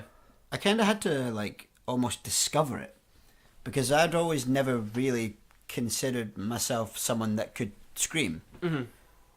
So like all the early vocals were me kind of shouting, and this kind of like, this is just the way I can shout thing. Almost kind of had to just resign myself before any kind of experimentation as to this is what my vocal style has to be, because that's kind of what naturally I do when I go up to the mic. And then I started trying to do more aggressive stuff, and like being kind of not that good at it, but discovering that I could get good at it with practice. Yeah. And the moment I started actually doing it regularly and practicing it, it's like it doesn't feel like that much of a strain anymore. Yeah. But I just had to discover that I could do it, because I was kind of just like, well, my voice can't do it, so I can't do it. And I was like, well, why can someone's voice do it and I can't do it? Are you sure I can at least do it to an alright degree? Yeah. And then I started doing it, and I was like, well, this is actually not too bad. And I shredded my voice a few times trying to get half decent at it. But now it's like, I know your voice learns how to do it. I feel all of our voices are really, our aggressive kind of vocals are still very, very specific to each other. Like, I don't feel like I could go on like a certain band's release and just do it without people kind of going, oh, it's Oliver, there he is. Like, I'm not good enough to sound like any other vocalist, Then again, maybe that's not what you want. I don't know, but I think I still sound too much like me. I think you I guys really are both like that, really though. unique vocalists, though. Like I mean, like obviously I listen to your music and that, but I always just I know it's you. But despite the fact I know it's like kind of obvious because I'm listening to your music, but I always know it's you, and I really think I would pick you out no matter where you ended up. It's Yeah. that's what I like about both you guys, and especially having listened to Disposable releases for basically as long as you guys have been making them. Like it's hearing Billy's voice evolve from the shouty thrash kind of anthraxy type thing at the beginning to like I think I always think of you as like Bill Steer from Carcass now. Yeah. Not just because yeah, of dreadlocks and bass vocals, but like The fact that I you don't kind of know. look like him. Every time I see you guys live, Apparently. I'm like, it's fucking Bill Steer. Yeah, that's true. Well, people say that to me all the fucking time at gigs. All the time. Yeah, and I used to everybody play with says like that. one leg forward in the kind of way that he does. Mm. And like obviously big long dreads. And now even in vocal style, like he's one of my favourite vocalists ever. Yeah. It's fucking great. And he's just Yeah, great. he's so and class. he's kind of no bullshit. He's he just does his thing. And he's just such a normal guy. I just love Carcass, and I love him as well because he's so great in between songs. He's just like he's just he's not a front man. It's like he's so reluctantly a front man or something. And he'll kind of just like I went to see them. I think it was at Sonosphere, and it was just after they had released what was it? Surgical Steel. Mm-hmm. And every time before they played a new song, he would say. I'm not going to try and do his accent, but he would say something like, "So you fuckers want an old one?" And everyone would go, "Yeah!" And he'd go, "Well, this is one from Surgical Steel that no one knows yet, so just shut up." And then play it. It's like, oh, that is so fantastic. I fucking love him. Like He's great. he just talks shit constantly. Yeah. And it's fucking fine. Yeah, it's so good. And I just say, he's one of my favourite metal frontmen ever. I think my favourite metal frontman is still Michael Akerfeld from Opeth. When he was just Okay. when like He's funny as fuck though. Yeah. yeah, because you just be so chill and just be like, "Hey, how you doing?" And we'd be like, "Yeah, yeah," and be like, "Yeah." The art of the frontman is a very weird thing, because like for one person to act like another person, you maybe go, "Well, that guy's trying too hard," or that's shit or whatever. Mhm. But some people are just in the pocket with themselves to the point where Yeah. they can get away with stuff like that. Yeah. So like you learn to expect something from someone. So if you go and see Carcass and you get a bit of shit talking in between, you're going, well, that's exactly what I expected. That's fantastic. Yeah, exactly. And then if you go and see one of these bands, like, I don't know, fucking if you go and see Metallica or something and they're just shit talking between every song, you're kind of like, where's the big, like, I Yeah. don't know, theatrical vibe that Yeah, the we Metallica expect, family and that. Yeah. Yeah. Then you get like Mastodon. I haven't seen them live for a long time, but like anytime I see Mastodon live, they don't talk. And then at the Yeah, end they of the don't show, say anything. Bran comes out, the drummer comes Yeah. out and says thanks and throws some drumsticks at the crowd, and then fucks off. So like, He's kind of like the voice of the band. Like, I don't think it ever really used to be like that. But in the last, I don't know, maybe 3, 4, 5 years, Bran seems to be like the voice of the band. Like, he's a cool guy. he does most of Yeah, the he's a interviews, good from what I lad. can tell. He's like he's got his finger in every single aspect of the Mastodon pie, Yeah. and he sort of comes out and he thanks everyone on behalf of the band, as Yeah. opposed to everyone doing it individually or whatever. I fucking love Mastodon But- so much, man. They're amazing. But yeah, no, there's so many like interesting and different ways to be like to front a band, I guess. You can be a complete fucking asshole, Yeah. Yeah, or you can not do anything. Yeah. and it kind of works. You just had to make it work for you. It's like Yeah, totally. Like, I went to see Bob Dylan, right, at the Playhouse years ago now, Yeah. and he came out and he didn't say fuck all, and then they played the entire set. He didn't introduce a single song, just played one and then 4 count into the net. The whole thing, 2 hours, not a fucking word. He barely even sang. He was just. This was past the point where Bob Dylan could even sing. Yeah. And at the end, right, everyone's kind of waiting in anticipation of him saying thank you or something, right? Mm. And he walked across the stage as if to go to the centre mic, because he was playing off kind of to the side behind Yeah. the piano. And he just walked straight past it and just walked off the other side of the stage without saying thank you. And I remember my dad being like, "Oh, that was great," but like, it's just a bit, I don't know, like I was getting bad vibe from him, like he didn't fucking want to be there, and I was like, oh yeah, totally. But in my head, I'm going, well, that was fantastic. Yeah. Like, to say so little and to just say thanks is almost worse to me than just saying nothing at all. Yeah.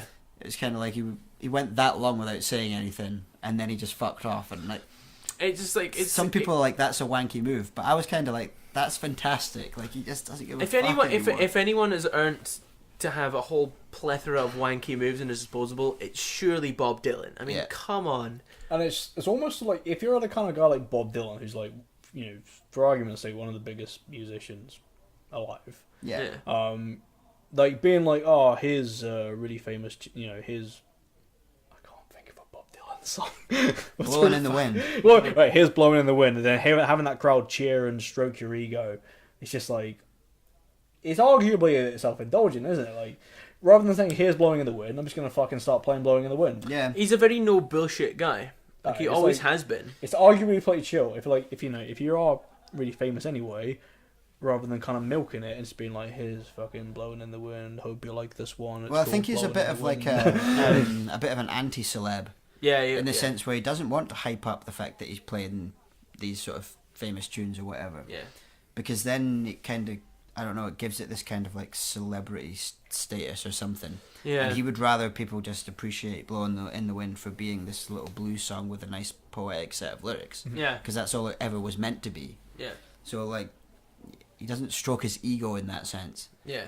But at the same time, he's kind of like so far around the spectrum that he comes out and just doesn't say a fucking thing. Yeah. And then goes away, and it's kind of like, well, maybe you're just stroking your ego in a completely different way, just on the other side. But it's like, it's completely open to interpretation, and that's why live performance is so great, because it's like the way, and it's almost like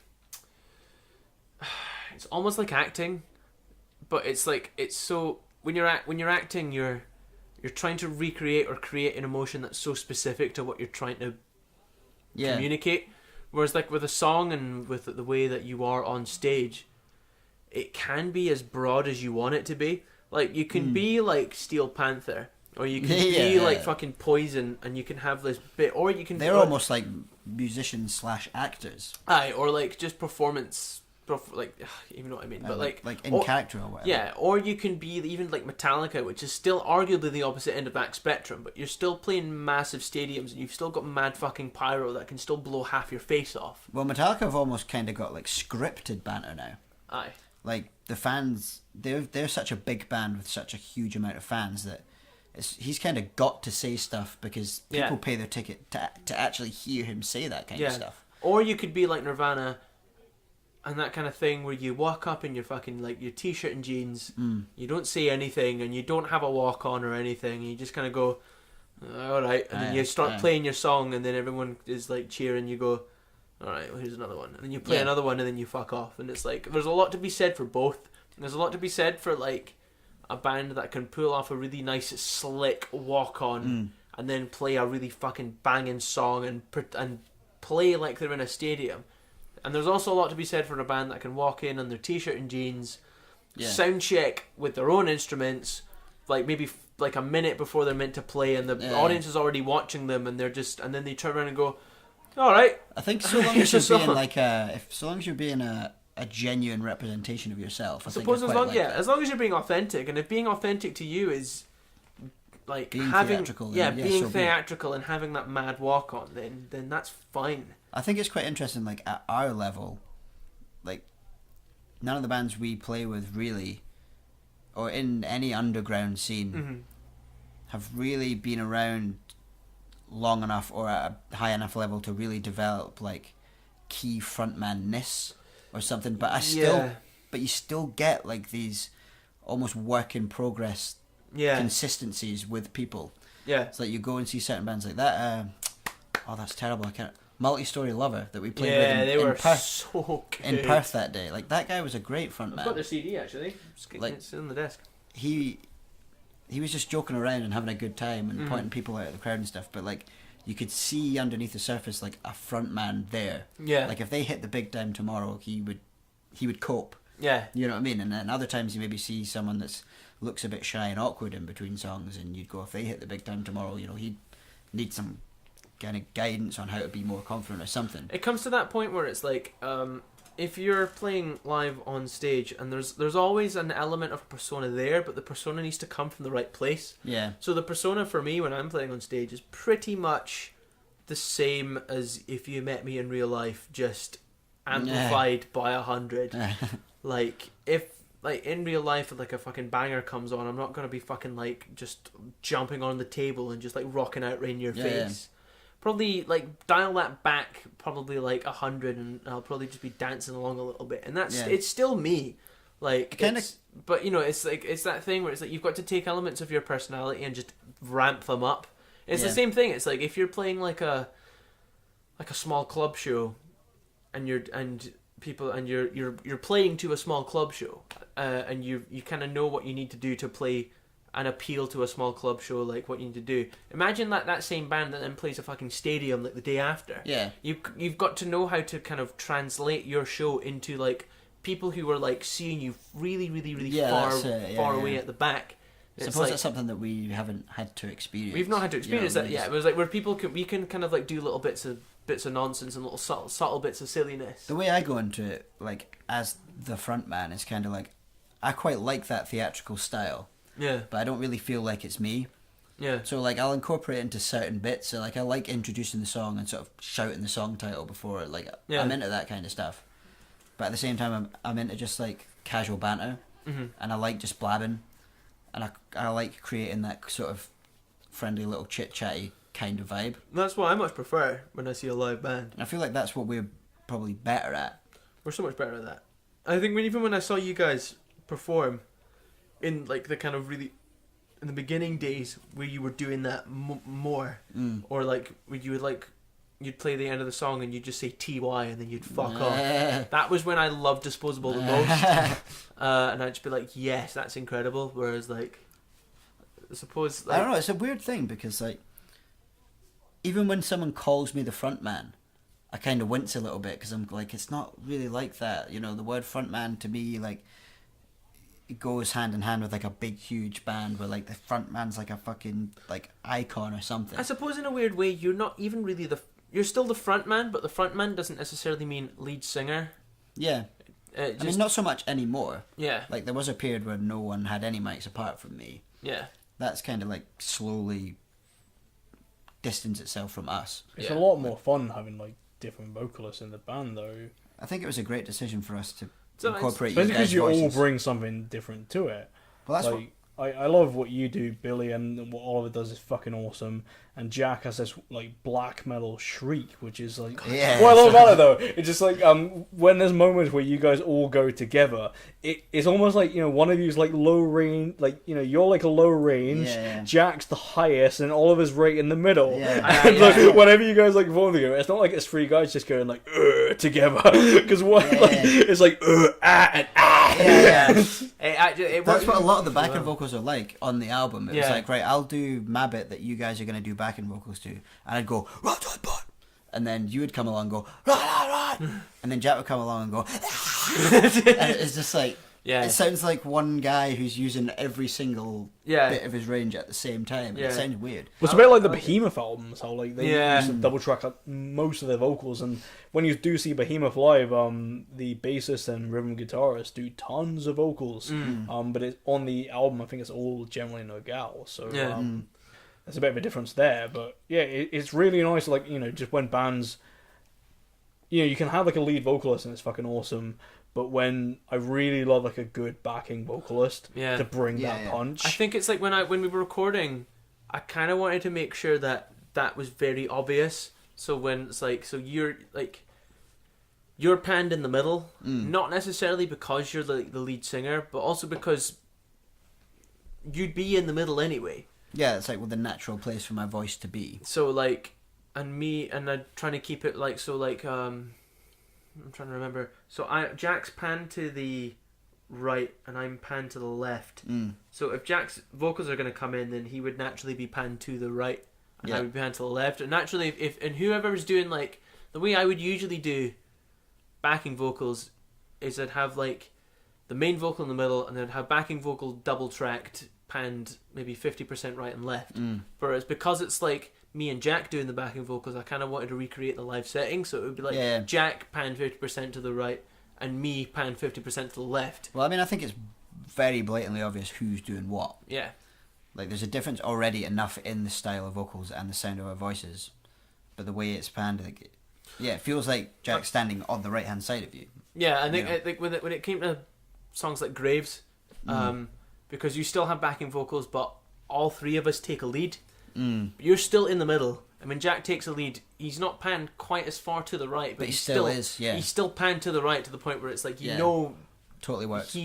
That's where he's standing, and it's the same with me. Yeah. It gives that element of that you're standing in the middle of the whole thing Yeah. taking place around you. Whereas like, if it was just if it was just going to be you lead vocalist and you were going to just double track everything, Yeah. then it would be so much more easier and probably a lot cushier. But like, I just wanted to think make sure that it was all three of us were represented as vocalists. I just think it just makes music a lot more interesting to listen to when there's multiple voices Yeah. on it. Like, that's why I love Mastodon so much, Yeah, Mastodon do it really well. because they're three guys who've got really different voices, and they don't really do backing vocals in the sense like we do in that sort of thrash metal sense where we're chanting backing vocals and stuff. Only Yeah. really Bill does backing vocals, and when he does backing vocals, Oh, it's God, yeah. fucking mad. Yeah, he's unbelievable. Yeah. He does sound like the Sea Beast. Is that like? Like, they're just a great band for imagery in general, but like, he just sounds like a beast from the sea that you would just get in a Mastodon. He song. is the Mastodon. Yeah, exactly. He actually is the Mastodon.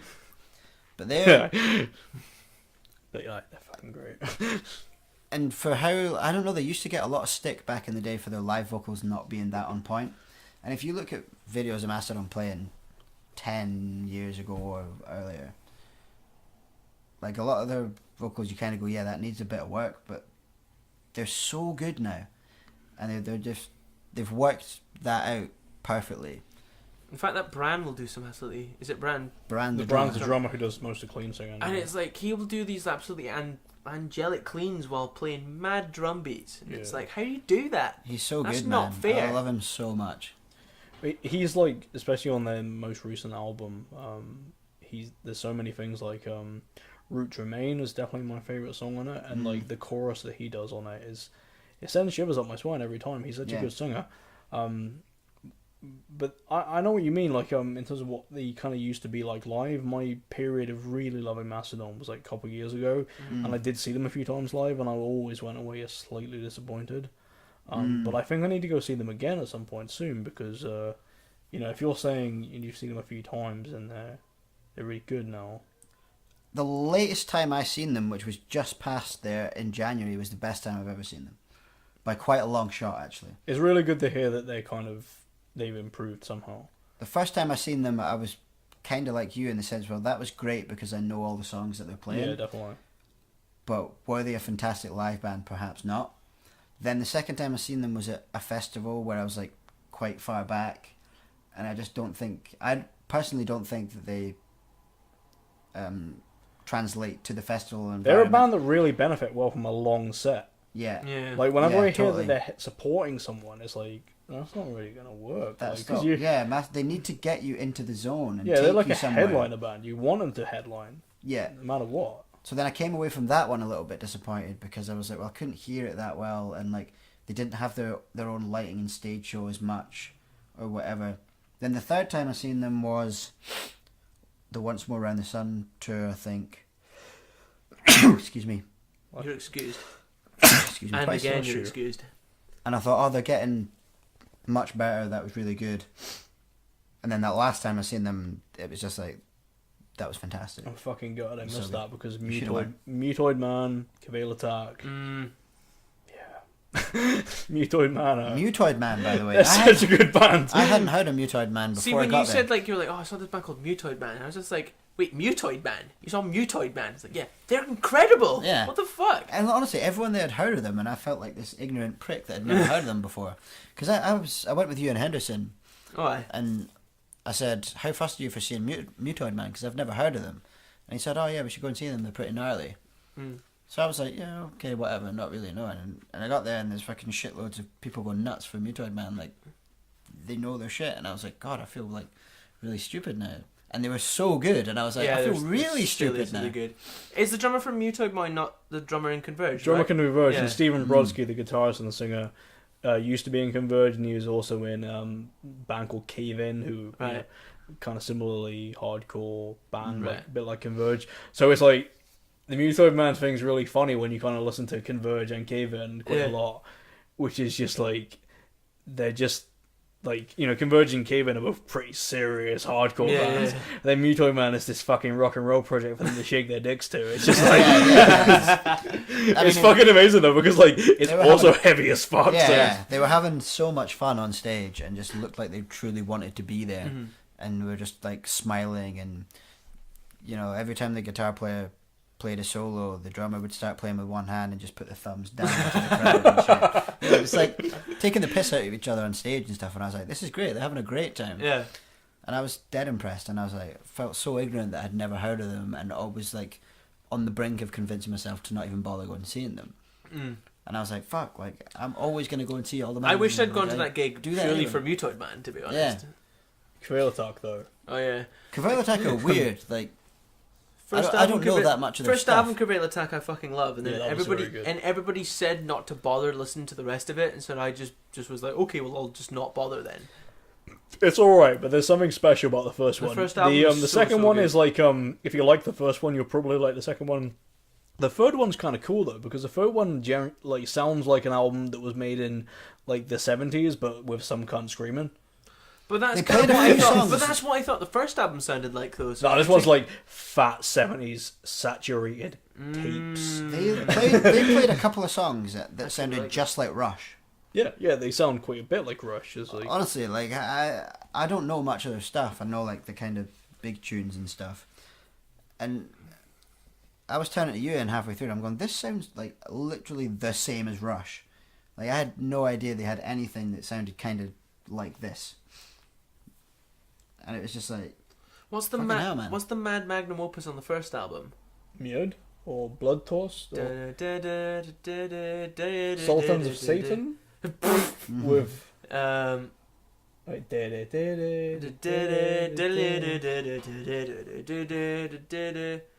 I don't know. It's been a long time. It's like 7 minutes or something. I'm gonna have to fucking. Is it Sultans of Satan? It must be. Is it Blood Toast, Ulvel Tide? Blood Toast is incredible, but it's not the Magnum Opus I'm talking about. Blood Toast is just a fucking banging song. Yeah. Anyway, Kveil Attack are really good. Yeah, they were good. I was quite impressed by them as well. The first album is definitely the one. But yeah, first album is class. If you like the first album, listen to the other one. The first time I seen them, they were supporting Metallica, and it was almost like I don't know why people support Metallica, or why Metallica even want to have support, because like no one gave a fuck, and like so blatantly didn't give a fuck. It's almost as if Metallica can do it. It's just sort of like, oh yeah, it's a good opportunity to support us. Yeah, support Metallica. But like nobody cares. Nobody who's there to see Metallica gives a fuck about any support band. I always thought that Metallica supports kind of made the difference for a lot of bands, because you know how like I always find it funny, like Lars Ulrich, there was that notorious interview of him, which is a long time ago, where he was asked about his favourite bands, and he basically said like the Arctic Monkeys and fucking like something like that. Yeah. And he didn't really mention metal bands, but like Metallica have been sort of a career bump for so many bands. Like I think they sort of, when you look at it in terms of like Gojira, because I fucking love Gojira. So like in terms of like when they first were getting like international tours, it was supporting Metallica. Yeah. And then like Red Fang kind of came out of nowhere because they supported Metallica. Yeah. Mastodon had loads of Metallica support gigs and that. So like I think like supporting Metallica, like for obvious reasons, because you're playing to like 10,000 fucking people or whatever. Well, that's it. Massive exposure numbers. Yeah, even if they don't look like they give a fuck, they did just watch you play a 45-minute set. So it's like they have heard of you now. Yeah, they at least know who you are now. Totally. Yeah, I mean, maybe it's weird because it may be like it's almost like a great business slot. Yeah. In the sense where like you probably know that there'll be quite a lot of people there already to see you. A lot of them are probably just there to like get a really good spot for Metallica because they've got that many crazy diehard fans. Yeah. So anyone that's down the front of the rail is purely there just to hibernate until Metallica come out. Yeah. And a lot of the people are still going to be filing in, but nonetheless, a lot of people are going to be there. Yeah. Already, thousands of them, which, many more thousands than these bands are used to playing to. But now Gojira can play to thousands of people as a headline band. Yeah, Yeah, I mean, totally. like, they headlined Bloodstock last year, so like they are now headlining festivals along with Judas Priest and fucking Nightwish. So Yeah. big band. Gojira are great, man. I don't know, like, there's always a big question of, like, when the big bands like Metallica and Iron Maiden and stuff disappear for good, like, who are the bands that are going to take their place? Yeah. Because you don't see that many bands that turn up in the last 10 years that then can headline festivals as well as Gojira do. And I think they're definitely one of the ones that are going to take that place. And obviously, I don't think they're ever going to be as big as, like, Metallica and Iron Maiden and stuff, because bands aren't really made to be that big anymore. But they can handle the pressure of, like, big festival headline slots. Mm-hmm. And I don't see many other bands doing that.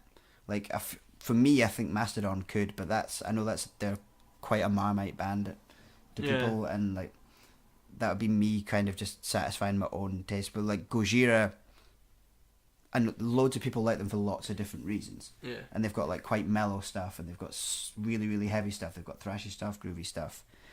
But all this stuff has one thing in common, is that it's really good. And there's not many bands that, like, new bands in the last 10 years that could headline big festivals as well as Gojira could. It's kind of weird though, because I don't know about you guys, but like I feel like a lot of bands kind of almost get there. Like generally, like more recently, a lot of metalcore bands like Bring Me almost got there, but then they really stopped being a metal band. And like I like what they've kind of done since they stopped being a metal band, but they were nearly the most popular metal band in the world, and then they stopped being a metal band. Yeah, you're right. Yeah. They were so close. Because with the album There's a Hell, it's like they were getting to that point where it's like you could probably headline some really pretty big metal things, and it could really go really far that way for you. Yeah. And then they just decided to, or like with Sempiternal, it's just kind of like they just kind of took it really far in the other direction now. So they've gone really far the other way. I think once you it's get really, to it's interesting in that way, and who actually can really take over headlining a lot of really big heavy metal festivals. You can even really take over headlining a whole load of rock festivals like Download. I guess Avenged Sevenfold is one, but like I don't know if any of us really have ever been into them. But I feel like they could probably do that already a bit. Yeah, well, they're kind of getting to that point. Have where they not headlined the Download? I'm sure they have. I'm sure they have. Yeah. So like obviously there is that one. So part of this thing, we kind of need to acknowledge that there are certain bands that would do this kind of thing that we just don't listen to. Because I don't have a strong opinion on the Avenged Sevenfold. I don't dislike them. I just never have really been into them. Yeah, I'm the same. Like I've got nothing But against them they're whatsoever. fucking massive. But they and are they're, like, absolutely massive. Yeah. They're relatively young compared to like dinosaur bands like Judas Priest and that. So it's like Yeah. And if I saw Avenged Sevenfold, and they would play some bangers that I would know and I would get really, really into. Yeah. It's like when it comes to Download and stuff, it's like even maybe Foo Fighters are too big for Download now. I reckon so. Yeah. Definitely. Yeah, and it's got to the point where like maybe like bands like Paramore could have been really good for Download, but now with their latest album, it's kind of like the Bring Me thing where they've gone a little bit too far the other way now to kind of even really be a part of that scene now. I guess it's that motivation to like succeed. Yeah. To really be like, because there's so many different tiers of and they're all personal and subjective. Yeah, totally. Tiers of success for a band. Like where are you kind of happy to cap it? Like for some bands, they really want to be an underground band, and there's like the peak of being an underground band is actually quite high, but like you can still be an underground band. Like I would say Behemoth are still an underground band. Yeah, but they they're play pretty fucking big like, as well. Big clubs. Yeah, exactly. But they don't play stadium shows or shit like that. You didn't say like Machine Head's like an underground band, but like they're fucking huge. Yeah. So like there's stuff like that. But like if you're Paramore and you've made a banger like a Misery Business, and it like Misery Business when it came out probably got in the singles charts and stuff, probably made them a shitload of money. Oh, totally. Yeah. Like why not move on and be a band that everyone can like rather than just being the rock kind of like an metal alternative kind of metal. Because with the self-titled Paramore album, because they were headlining like the likes of Reading and Leeds and stuff like that, but they were still on the kind of slightly heavier side of what was going on. Yeah, that's maybe cool not as like fuck. maybe not completely heavier, but like they could get away with headlining maybe like the Friday night of Download probably. Yeah. Whereas like with their latest album, it's too far away from that kind of thing now. Yeah. And And But I guess they were just motivated to keep moving on, keep writing songs that they want to write. And not to mention, you see it with so many bands. As people get older, they often want to write less heavy music. Not all the time. I suppose but with Machine Head, at like a certain time, they probably could definitely have done it. Whereas now, it's like I feel like Machine Head's audience is kind of, because at the time of the Blackening, they were like the metal band. Yeah, I think they're as popular as you could be while still being like a really like shouty, screamy, heavy metal. Yeah, whereas band. that was the momentum that they had. They probably had to continue with to be able to headline Download at this time. Mm-hmm. Whereas they just lost it along the way. So now it's like, if somebody said to me like Machine Head were headlining Download or something like that, I'd be like, that just seems silly. Bloodstock maybe, but even then it's like you've got a whole bunch of like Bloodstock fans who would probably just throw their toys at the pram at the thought of like band like Machine Head headlining it. Well, Parkway Drive are headlining Bloodstock. Yeah. And I thought that was really interesting. It's fucking cool. Like, it's the best headline they have. I think that makes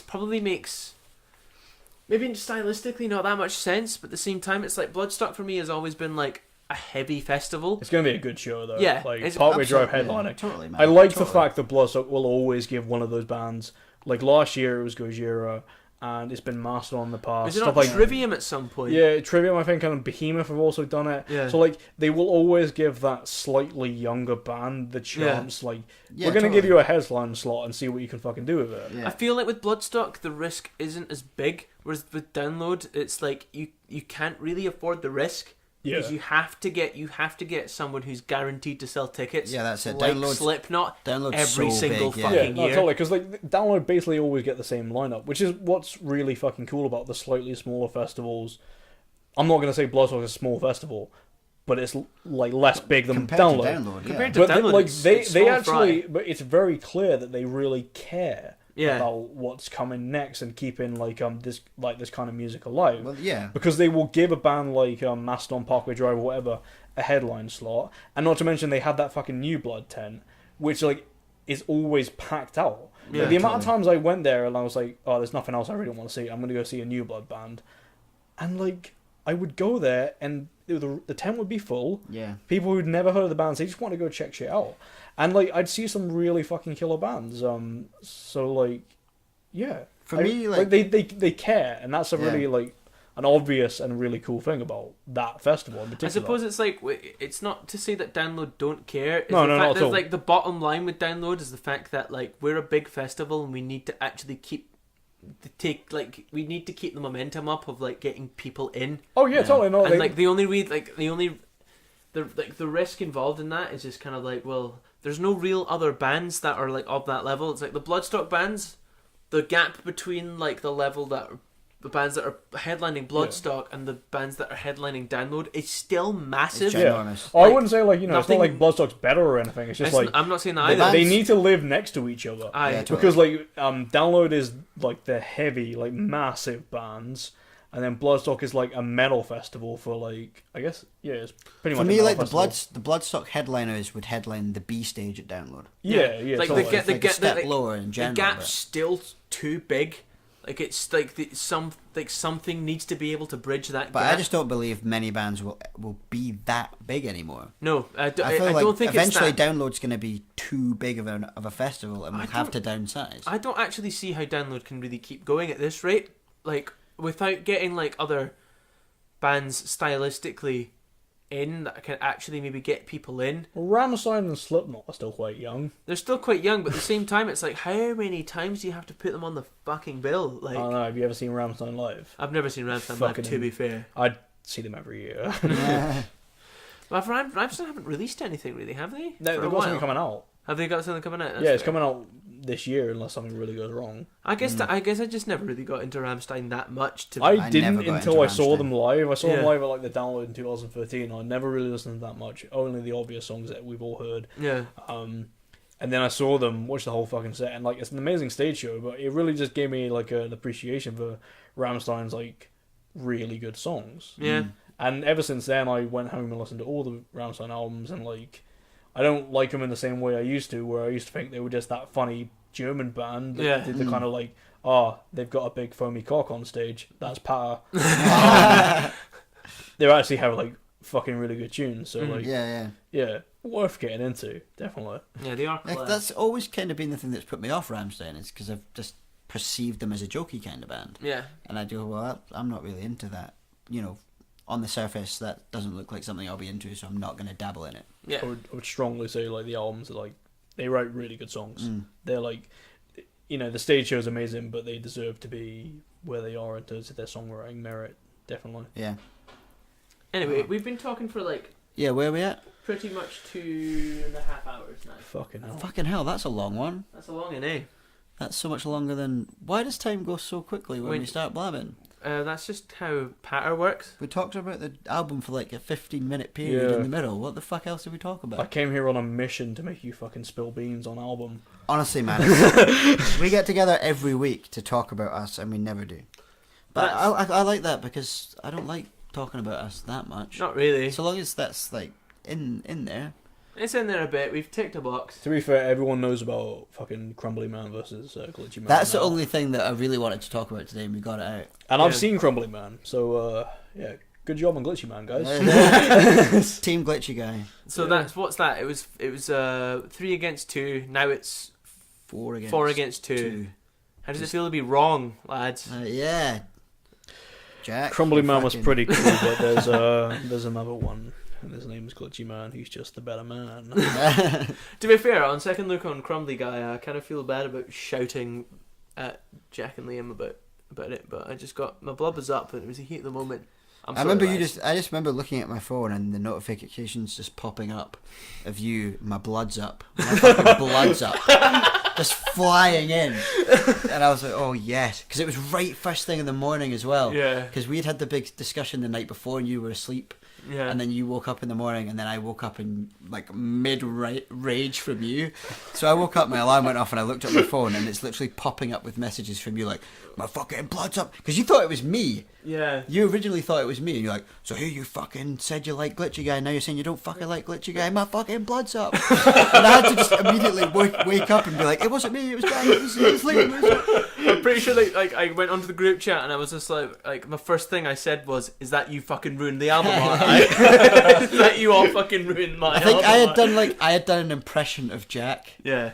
Like being super pro Crumbly Guy. Yeah. And you'd maybe read that and thought it was genuinely what I was meaning. I just was so angry that I needed to get to Just the fucking see bottom of it really quickly. Red. You need to go full Death Note Dara. You need to go like, "I'm going to kill you both, and then I'm going to kill myself." To really get a point across. I've been there on so many times. Yeah. Anyway, we should stop this. Before we do, right, Sam, you're the guest today, right? Yeah. We said that you dwell in the underground dungeon of underground dungeon. Edinburgh music. That's knowledge you Give can a get. quick shout out as to like where someone can find one of the many things that you've done. My current thing is a band called it's not really a band.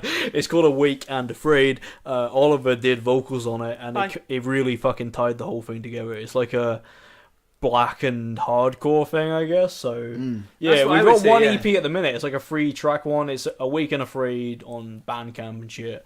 And I was quite happy with it when Oliver did the vocals on it, and I'm making another one at the minute. So yeah, we're currently. And Oliver said he'd do vocals on it again. So he's gonna do vocals on it. We're currently discussing getting the other one up and running, and I'm very excited to help you get it up and going. Yeah.